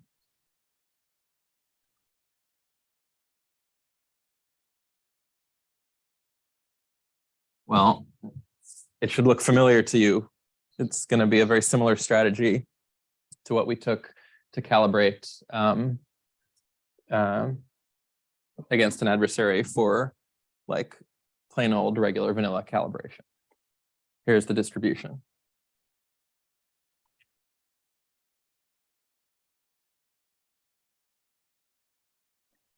So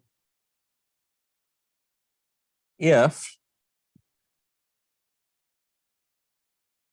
this constant, CIS x s plus 1, remember, at the moment at which we need to decide on our strategy, we know what this is because we know what the transcript is and we know what x plus 1 is. If this thing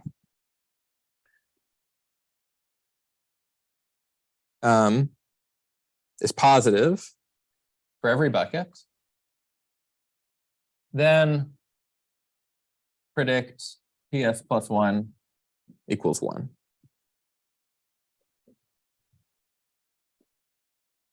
Similarly, if the constant is negative for every bucket, then predict ps plus 1 equals 0. Okay, these constants can be positive or negative. We actually don't expect really to fall into either of these cases. Generally, we'll expect some of them to be positive and some of them to be negative. The sign of these things sort of corresponds to something like the sign of our calibration error on this individual, like, you know, because like basically for each of these terms, this term will be positive if our calibration error is positive and negative if our calibration error is negative. And then we're summing up these terms over all of the groups that this person is a member of. So looking at, you had a sort of similar argument before, right? Is it the next thing going to be like otherwise there's going to be some point? Exactly. Exactly. So otherwise, in the remaining case,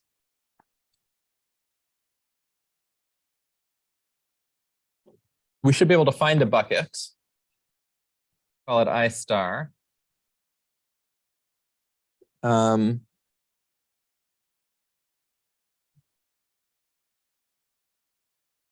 Such that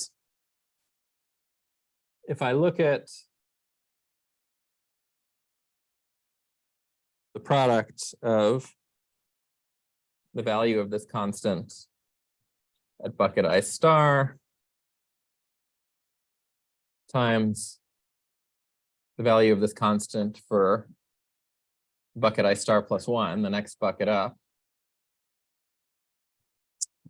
that this product is less than or equal to 0. That just means I've found two adjacent buckets such that either like one of them has value exactly 0, in which case the product is exactly 0, or in which they have opposite signs, right? And of course, I can do this if we're not in case 1 or case 2. If we're in case 1 or case 2, all of the buckets have the same sign. Otherwise, some of the buckets are positive, some of them are negative, which means by just walking from the smallest bucket to the largest bucket, one step at a time, there must be some moment at which one of my feet is on a positive bucket and the other foot is on a negative bucket. That's the bucket I star.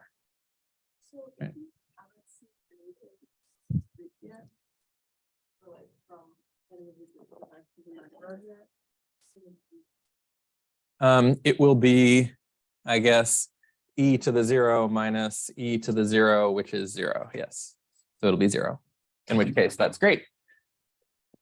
If CI star is 0, then certainly CI star times CI star plus 1 is at most 0 because it's exactly 0. Yeah. Okay. So like, first of all, if we're not in one of the first two cases, the thing I want to do in case 3 is well defined. It's very sneaky. okay, yeah, I thought that was gonna be like less distracting, but that's more distracting. Yeah. Okay. Yeah. Yeah. So Natalie can derive it from here. Yeah. Okay. What do we do in this case?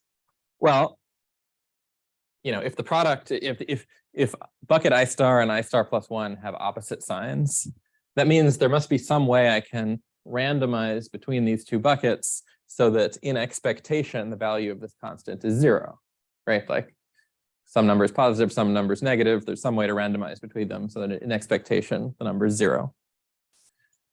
So, okay, so like find Q such that CI star Q times CI star S XS plus 1 plus 1 minus Q times CI star S plus 1 of XS plus 1 equals 0. Just find the weight such that if I play in bucket I star with probability Q and play in bucket I star plus 1 with probability 1 minus Q, then an expectation over my randomness, the value of this constant for the bucket I play in is 0. That makes sense because these buckets have opposite signs. And then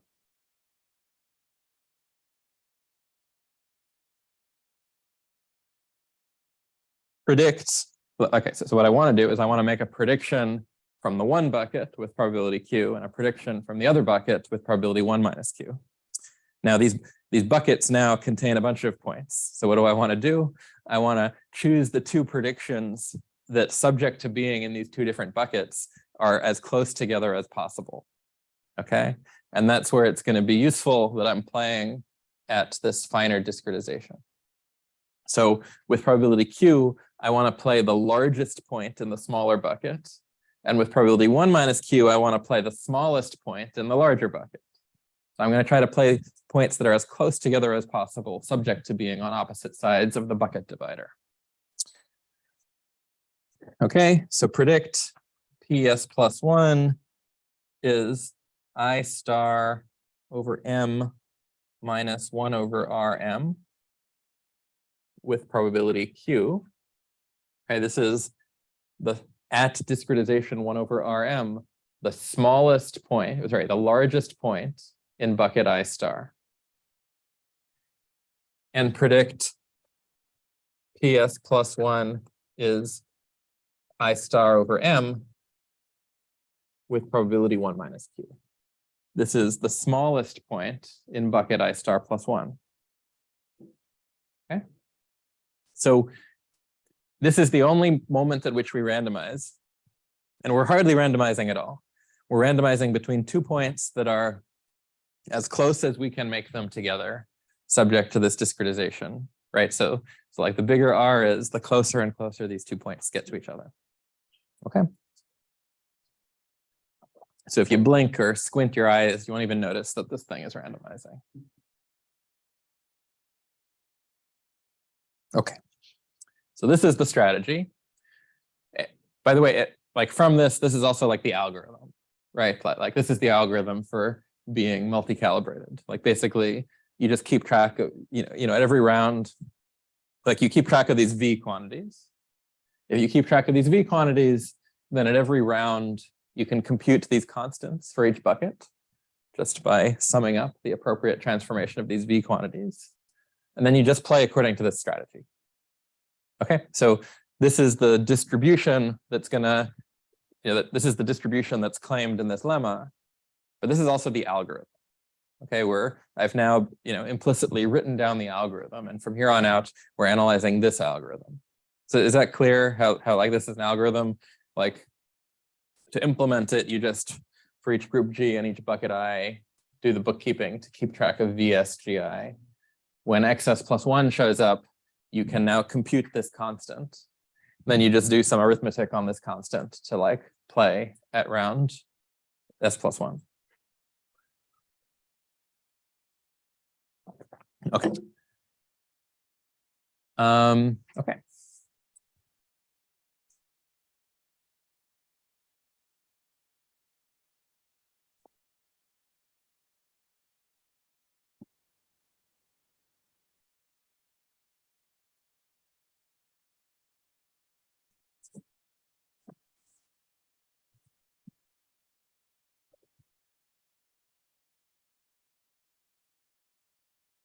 So to prove this lemma, right, the algorithm has 3 cases. We will also prove it by going through 3 cases.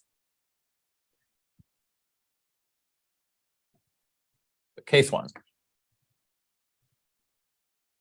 This is the case where all of these C constants are positive. Okay. And what do we do in case 1? We play prediction 1.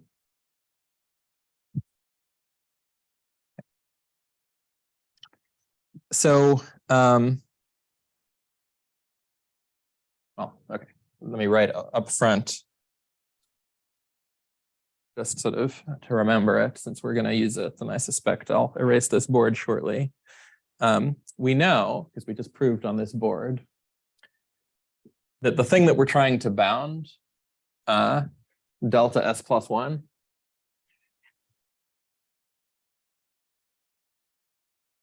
is at most eta times ys plus 1 minus ps plus 1 times CIS xs plus 1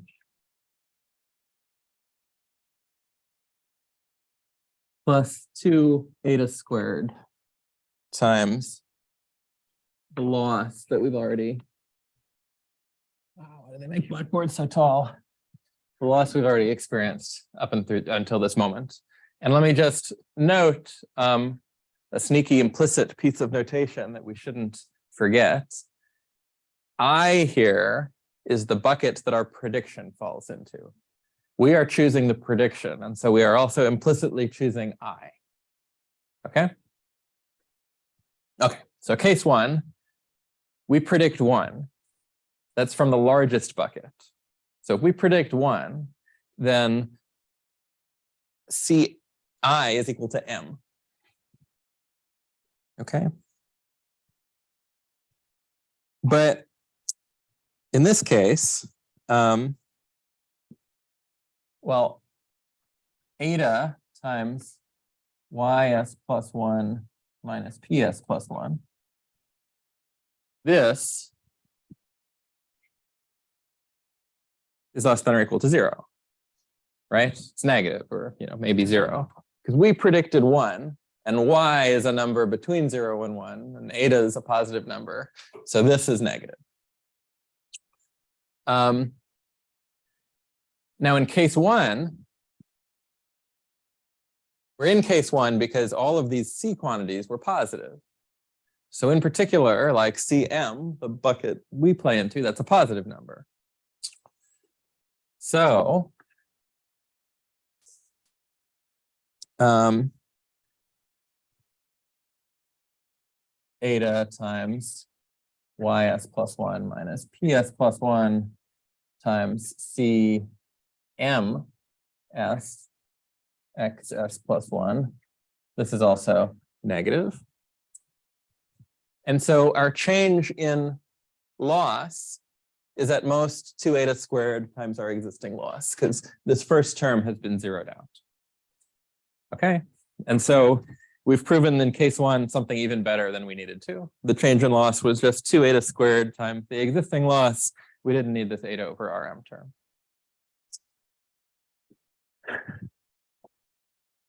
Case 2 is similar, right? Case 2 is the same. Just to go through it with words, in case 2, we predict 0. So this first term is not negative, it's positive, because the label's only got to be bigger than 0. First term's positive. But in case 2, the reason we predicted 0 is because all of these C quantities were negative. So once again, the product of these two terms is negative, right? And now it's the opposite. The C is negative and the term we control is positive. And so once again, we've proven something stronger than we needed to. The increase is just, you know, today's loss plus times 2 eta squared. We didn't need this eta over rm term. Okay.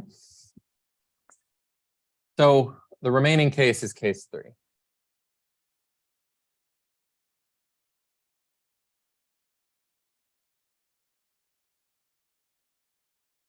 So what is the interesting part of this term? Okay, this is just a constant. It's like 2 eta squared times the loss. So the interesting part is this first part. We need to think about what that is in expectation over our randomness in case 3.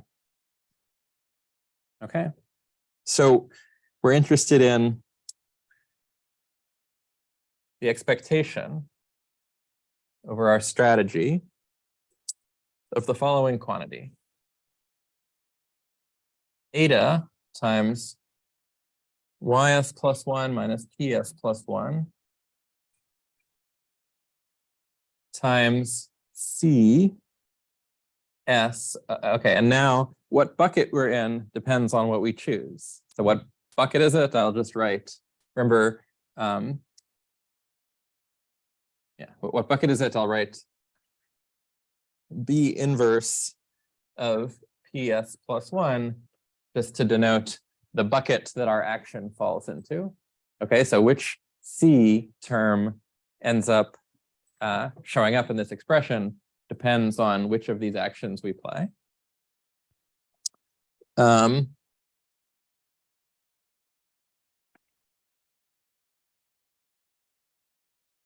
Okay, so I'd like to bound the expectation of this, because that's the, you know, the expectation of the first term in this bound on our loss. Right? Okay. Well, what is this? Like, I know actually what strategy I'm playing, right? With probability Q. Oh, yeah.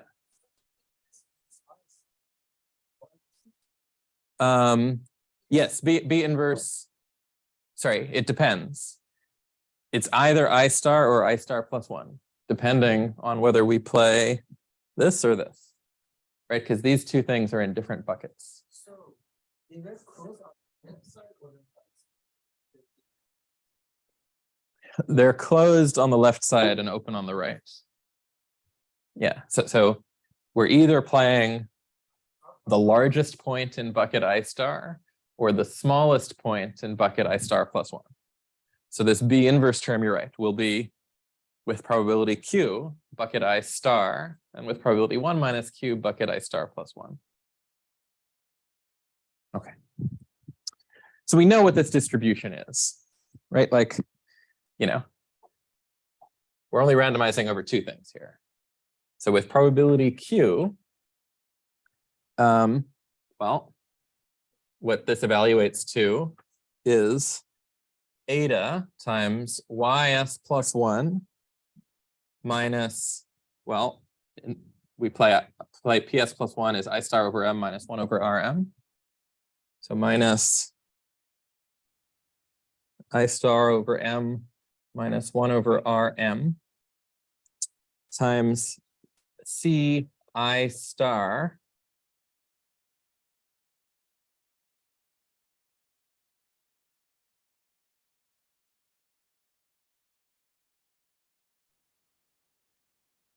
right? So with probability Q, we play I star over M minus 1 over Rm. So we just plug that in for P. And we're in bucket I star. So we plug in the constant for bucket I star.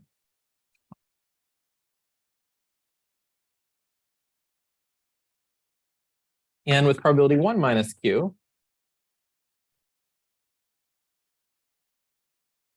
we play I star over M. So with probability 1 minus Q, this quantity is Y minus P, but that's just I star over M.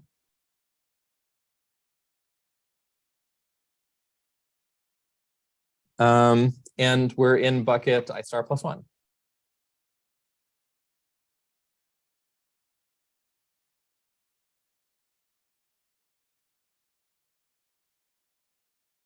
Okay, so I've just written out the expectation. It's really just randomizing over two terms, one with probability Q, one with probability 1 minus Q. The actual predictions are either I star over M minus 1 over Rm or I star over M, and the bucket is either I star or I star plus 1. Okay, so I can factor this basically into terms that depend on 1 over Rm and terms that do not. So I can write this as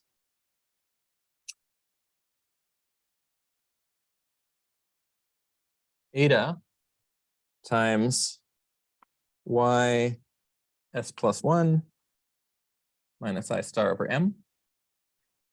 Okay. Times Q times C I star S plus 1 minus Q times C I star plus 1 S. Okay, so I've now accounted for this whole term and this term, except I have this dangling term that includes 1 over Rm. I have to account for the 1 over Rm. So that's, what is that term? It's Q times eta plus 1 over Rm times Ci star S. So eta Q over Rm Ci star S. Okay. Now,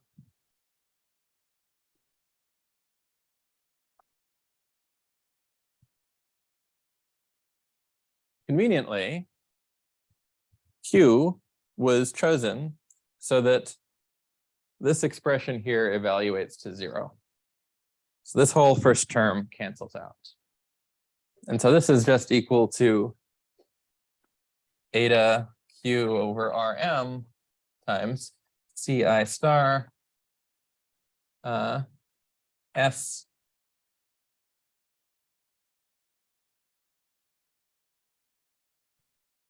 and let's remember what this is. Let's just expand out what this constant is.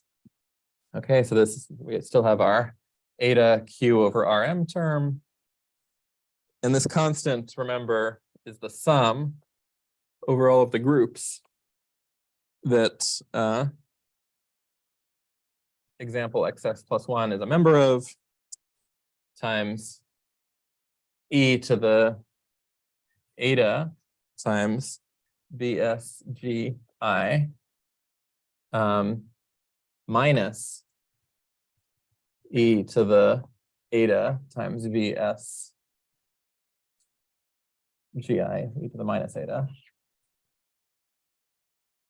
Okay. And again, I want to relate this to our surrogate loss function. and say this is only smaller. Okay, the surrogate loss, first of all, the terms here in the surrogate loss are the sum of these two quantities. Here it's the difference, but each term is non-negative. So the difference is only smaller. We've like, instead of adding a positive term, we're subtracting them here. That's only going to make it smaller. And we're summing up over only a subset of the terms in the surrogate loss. All of the terms in the surrogate loss are non-negative. So this whole thing, it's only smaller than the surrogate loss. So this whole thing is bounded by eta q over rm times the surrogate loss. Okay.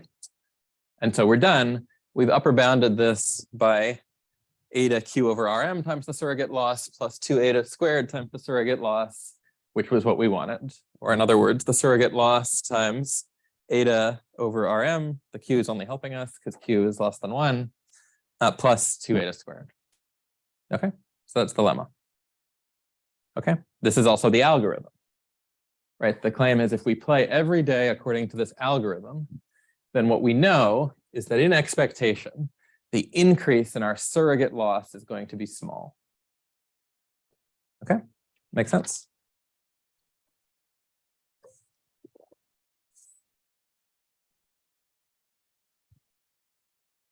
Okay. So let's carry on.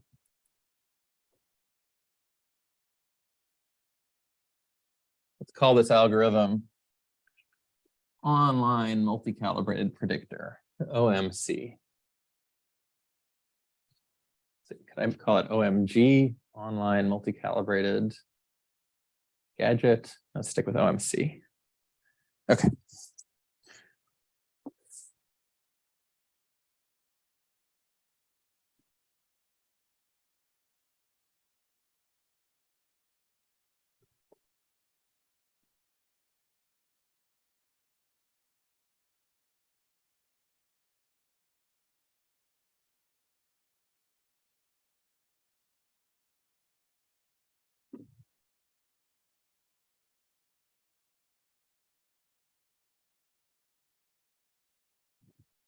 Okay, so we've got an algorithm.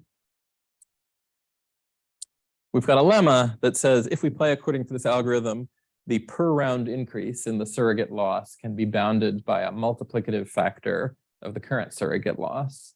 So what is the expected surrogate loss at the end? We've got to like chain together these per round increases. Okay, so the lemma says the following: fix any group structure you care to think about, fix any discretization level for your bucketing M, fix any discretization, further discretization for your algorithm R, and any parameter eta that you want to use in your surrogate loss function. Okay.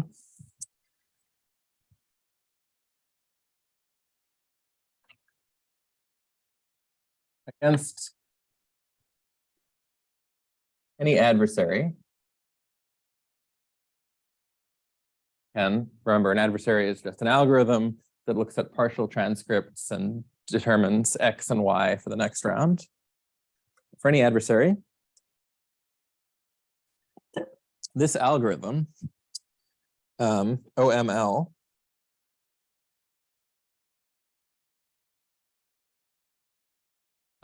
determines distribution over transcripts.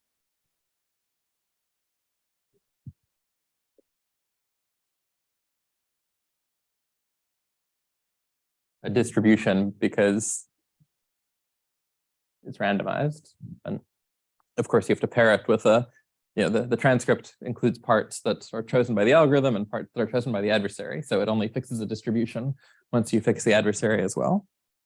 But against any adversary, it fixes a distribution so that if I look at the expectation over this transcript distribution of the surrogate loss at the end of time,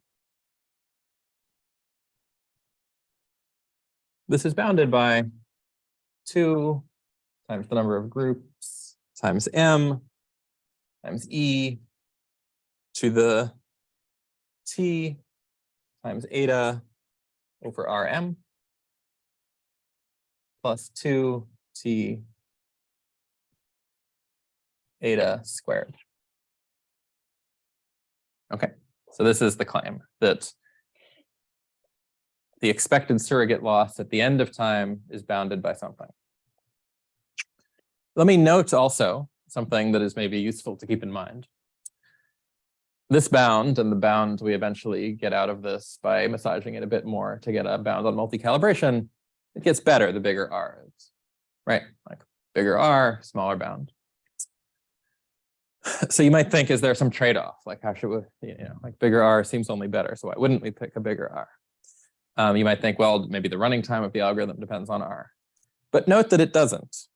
Like the only thing we have to iterate over are the buckets. So the only role R plays is that when we say we want to play either the largest thing in bucket I star or the smallest thing in bucket I star plus 1, well, the largest thing in bucket I star is I star over m minus 1 over Rm.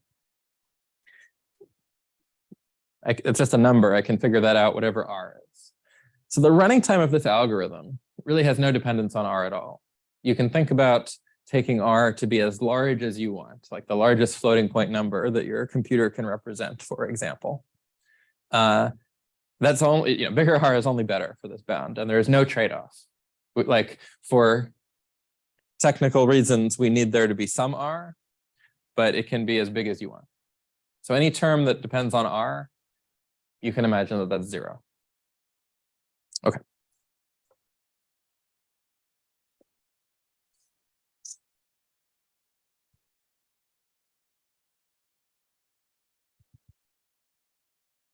So this lemma. What we're going to do is we're going to just work backwards, right? Like we want to know what is the expectation of this thing over the whole transcript. Well, we'll say, okay, by the law of iterated expectations, it's the expectation over like the first t minus 1 rounds of the transcript of the expectation at round t. Okay, the expectation over the randomness at round t is just the randomness of the choice of pt. And we know how to bound that. That's what this lemma does.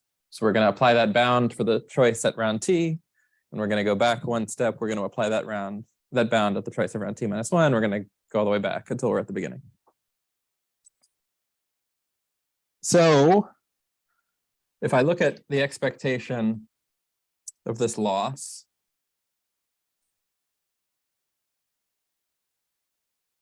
not over the whole transcript distribution, but just over the randomness of the final prediction. This is fixing everything else. Then, well, by definition of what delta was the 1 round change in loss.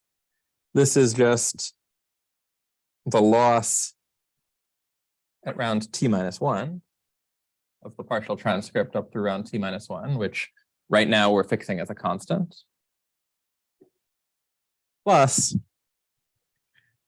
the expectation, since this is the only random variable here, over our choice of pt of delta t, which is a function of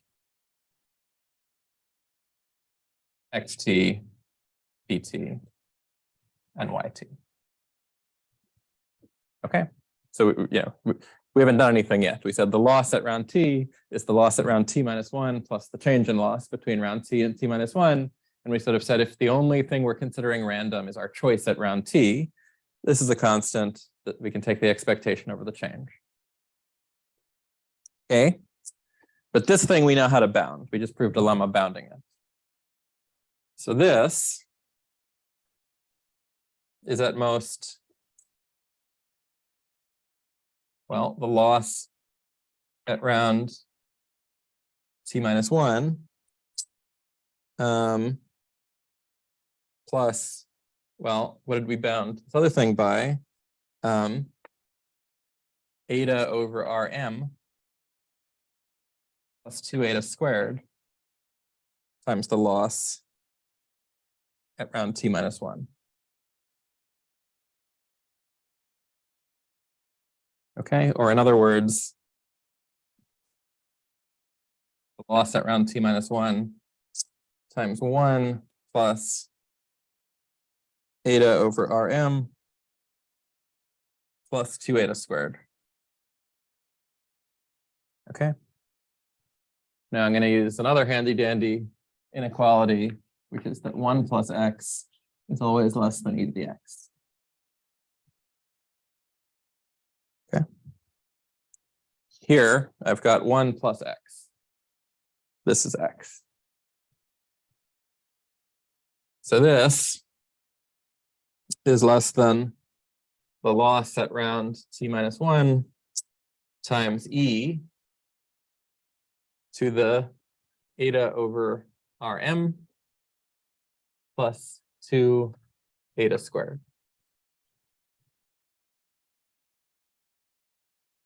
Okay, so what have I done?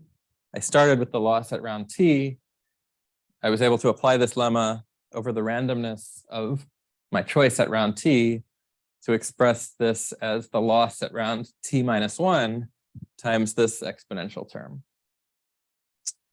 I'm going to keep doing that until I'm all the way back at round 0. Okay.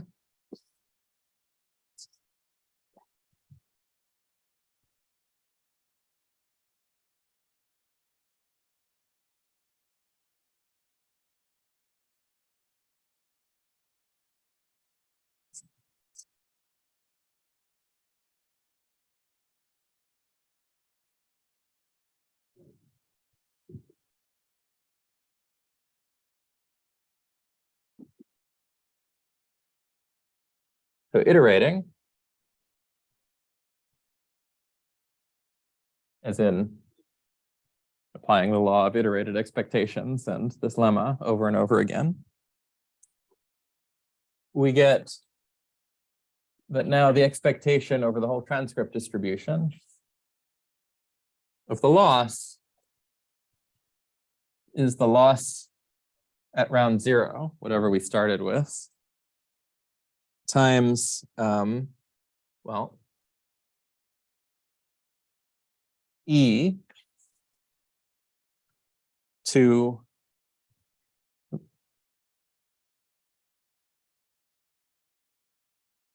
times e to the eta over Rm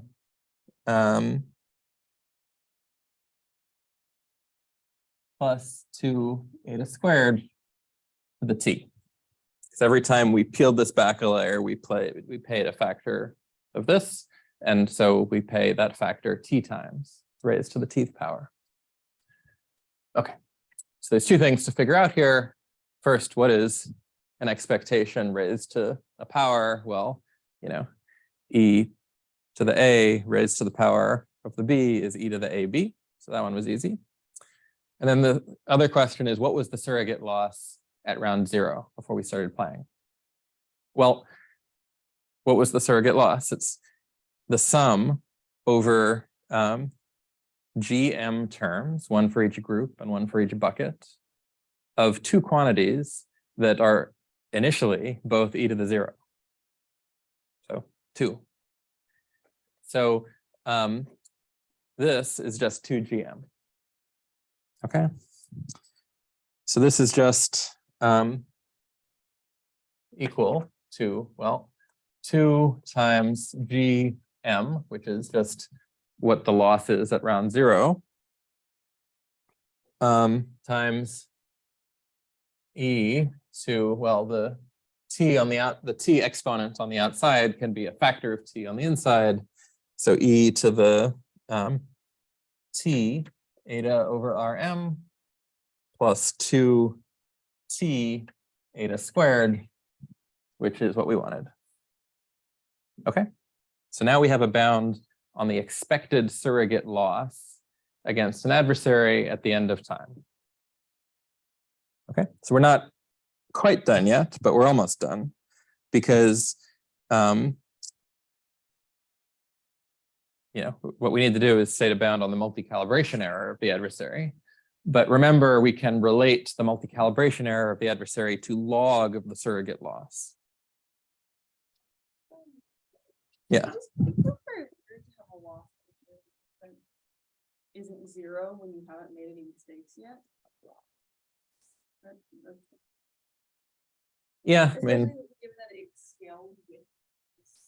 I'm trying to get, because these things scales with the size of the groups. yeah. So remember, like when I said, like the surrogate loss, you know, we, at the beginning, like it upper bounds the thing we care about. Actually, that's what we're going to need to prove now, because we didn't prove it at the beginning of class. But then the other thing is that it might overshoot by at most log of 2gm. The moment at which it overshoots is actually round 0. Right. At round 0, it overshoots by exactly log of 2gm because it starts there. So Right. Yeah. Cool. Okay. Okay, so what's our theorem?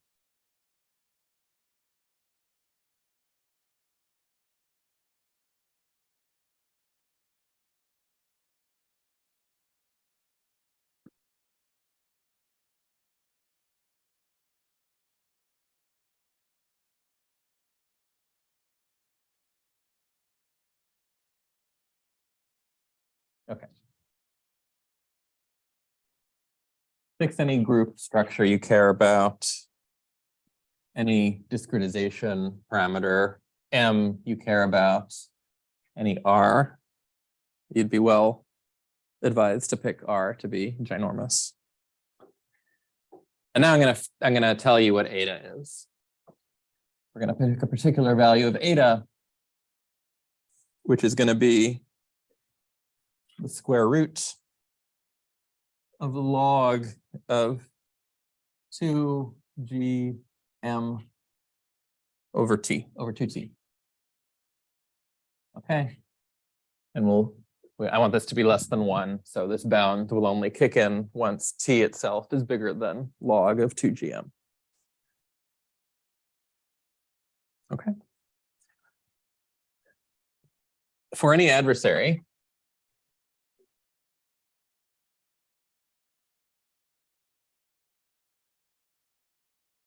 the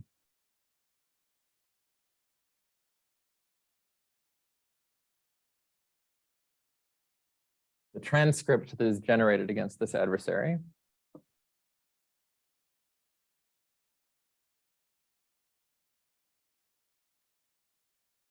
satisfies alpha m multi-calibration with respect to G. Now remember the algorithm's randomized, the adversary could be randomized. So pi is a random variable. So how can I say it satisfies alpha m multi-calibration? Well, it's got the only way that statement makes sense is if alpha is if alpha is also a random variable. Alpha is a random variable, but the expectation of alpha, this is over the transcript distribution, is bounded by 1 over Rm plus 2 times the square root of 2 log 2gm over t. Okay. So it's saying the calibration error is going to 0 at sort of the optimal rate of 1 over root t. It depends only logarithmically on the number of groups. It keeps going to 0 at this optimal rate, except it can't go below 1 over Rm. Except R is just like a nuisance term. R can be as big as you want. Right? So you can pick R to be big enough so that this is essentially 0. You can pick R to be big enough so that this is only epsilon times this. So you should read this bound as really saying, this plus epsilon for as small an epsilon as you want. And it's not that you're paying for it in running time. The running time of the algorithm does not depend on R. Okay, so just pick R to be ginormous, You can morally pretend this is 0 because it's going to be low order compared to this thing. And saying you're getting a sort of convergence bound to multi-calibration against an adversary that is actually like much better than the generalization bound we got for the batch algorithm, assuming there was a distribution. Like there we got some annoying, like 1/n to the 1/5 term or something. Here we're getting, right, n here is t. So here we're getting the optimal rate, 1/√t. It's just that we had to randomize a little. But you could use this also in the batch setting, right? There are these online to batch reductions where like I'll just feed this algorithm examples, draw an IID from the distribution. And then my final hypothesis at the end will be a randomized hypothesis, a randomized model that just every round picks a uniformly random round of the transcript and uses the model from that round. And it'll get this bound where the t is n. Okay, so this gets the optimal sample complexity bound better than the one for our batch algorithm. The cost is that if you were to use it in the batch setting, it would be this weird randomized classifier. But the substantial benefit is that it doesn't need a distribution. It works against any sequence possibly generated by an adversary. Change this to be a high probability statement instead. You can, yeah. So basically, you would we use Azuma's inequality. So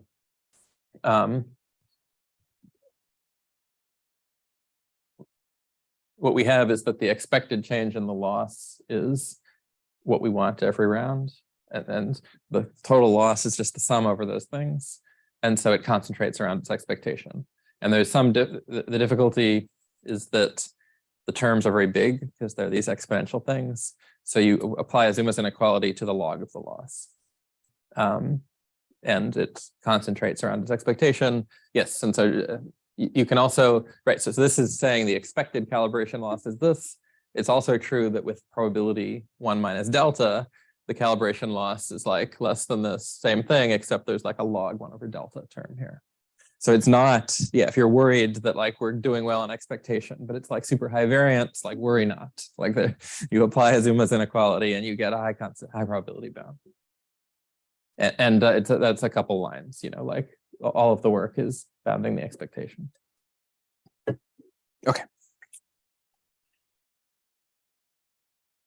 Okay. So let's do it.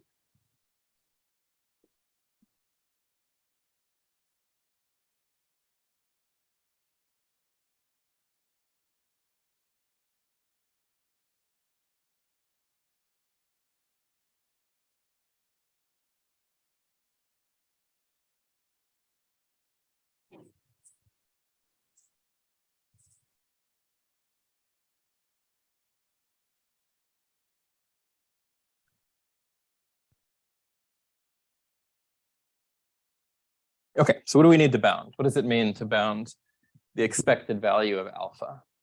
Well, remember what alpha is. It's just, what we need to bound.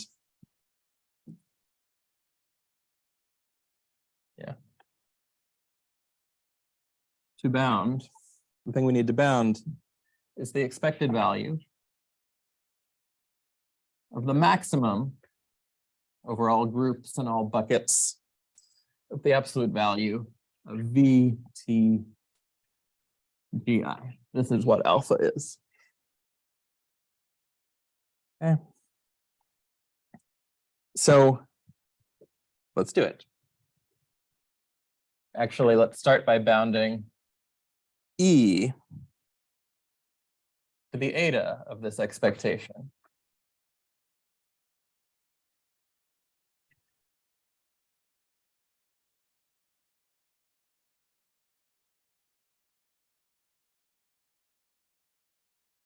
Okay.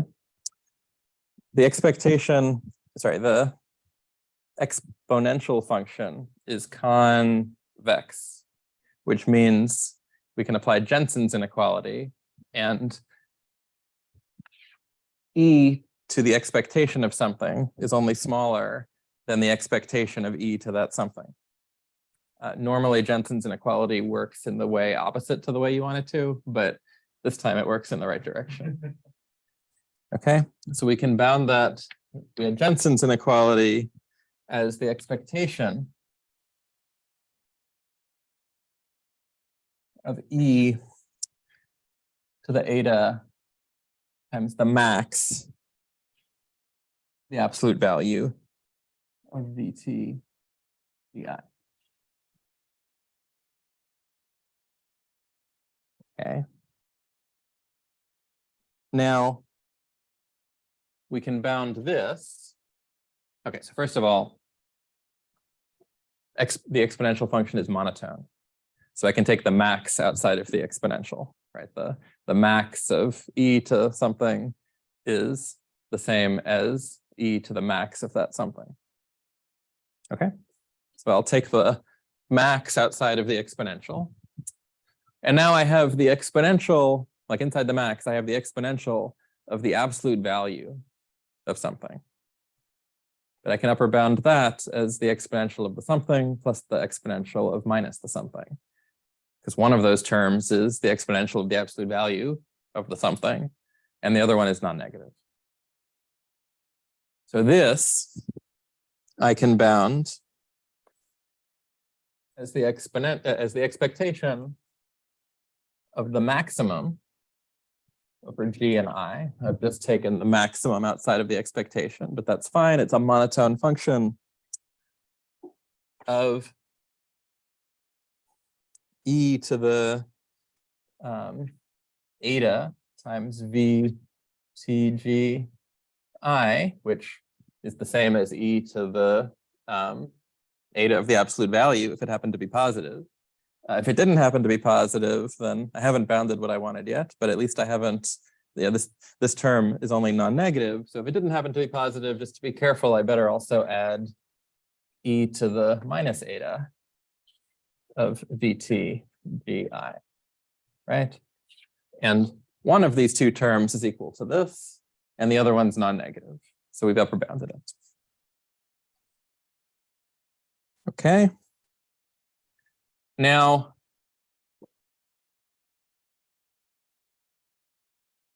inside the expectation is the maximum of a bunch of terms.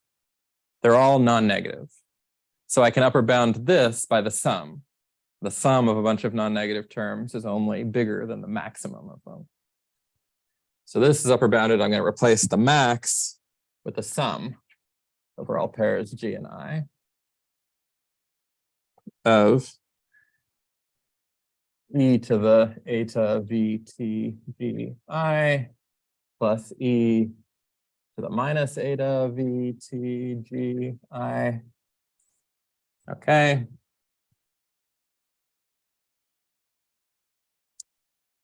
And that was all to massage this thing into our surrogate loss function.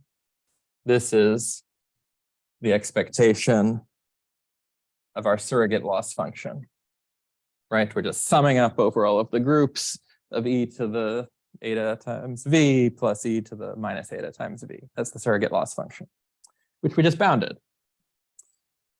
So this, we just bounded on that board by 2GM times E to the T eta over RM plus 2T eta squared. Okay. But what did we bound by that? Not our calibration error, but E to the eta times our calibration error. So to figure out our calibration error, we want to take the log and divide by eta. Okay.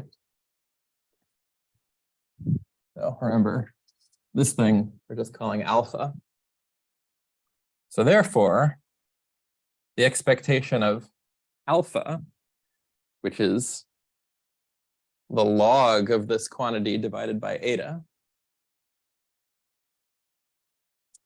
is bounded by the log of this quantity divided by eta. So that's just log of 2 G M over eta plus, well, the log gets rid of the exponent. So we've got T eta over Rm over eta. So the eta goes away here. So plus T over Rm plus 2T eta squared over eta. So this is just plus 2T eta. And then the theorem just follows from plugging in this value of eta. And that's it. Okay. So you can be quite well multi-calibrated against an adversary if you're willing to use just a little bit of randomness. In fact, we got an even better bound than the algorithm we got out of sample, assuming there was a distribution. You could have used this algorithm there too and gotten the better bound. The advantage of the batch algorithm is that it's deterministic. This one, the batch version of it, would be quite randomized, but it doesn't need a distribution. You can do the same thing for quantiles, and I do it in the notes, but I won't try to do it in the last 5 minutes. It's very similar. All right, so I'll see you guys next class. Here's my plan, by the way. Both out of the goodness of my heart, wanting to help you all on your projects, and also because I've been teaching faster than I've been writing notes and I need to catch up. Next class, rather than delivering a lecture, I will sort of hold extended office hours. I'll put on the Slack like a sign up sheet where you can pick a time and you can come and we can shoot the breeze about your project. Okay. See you guys then.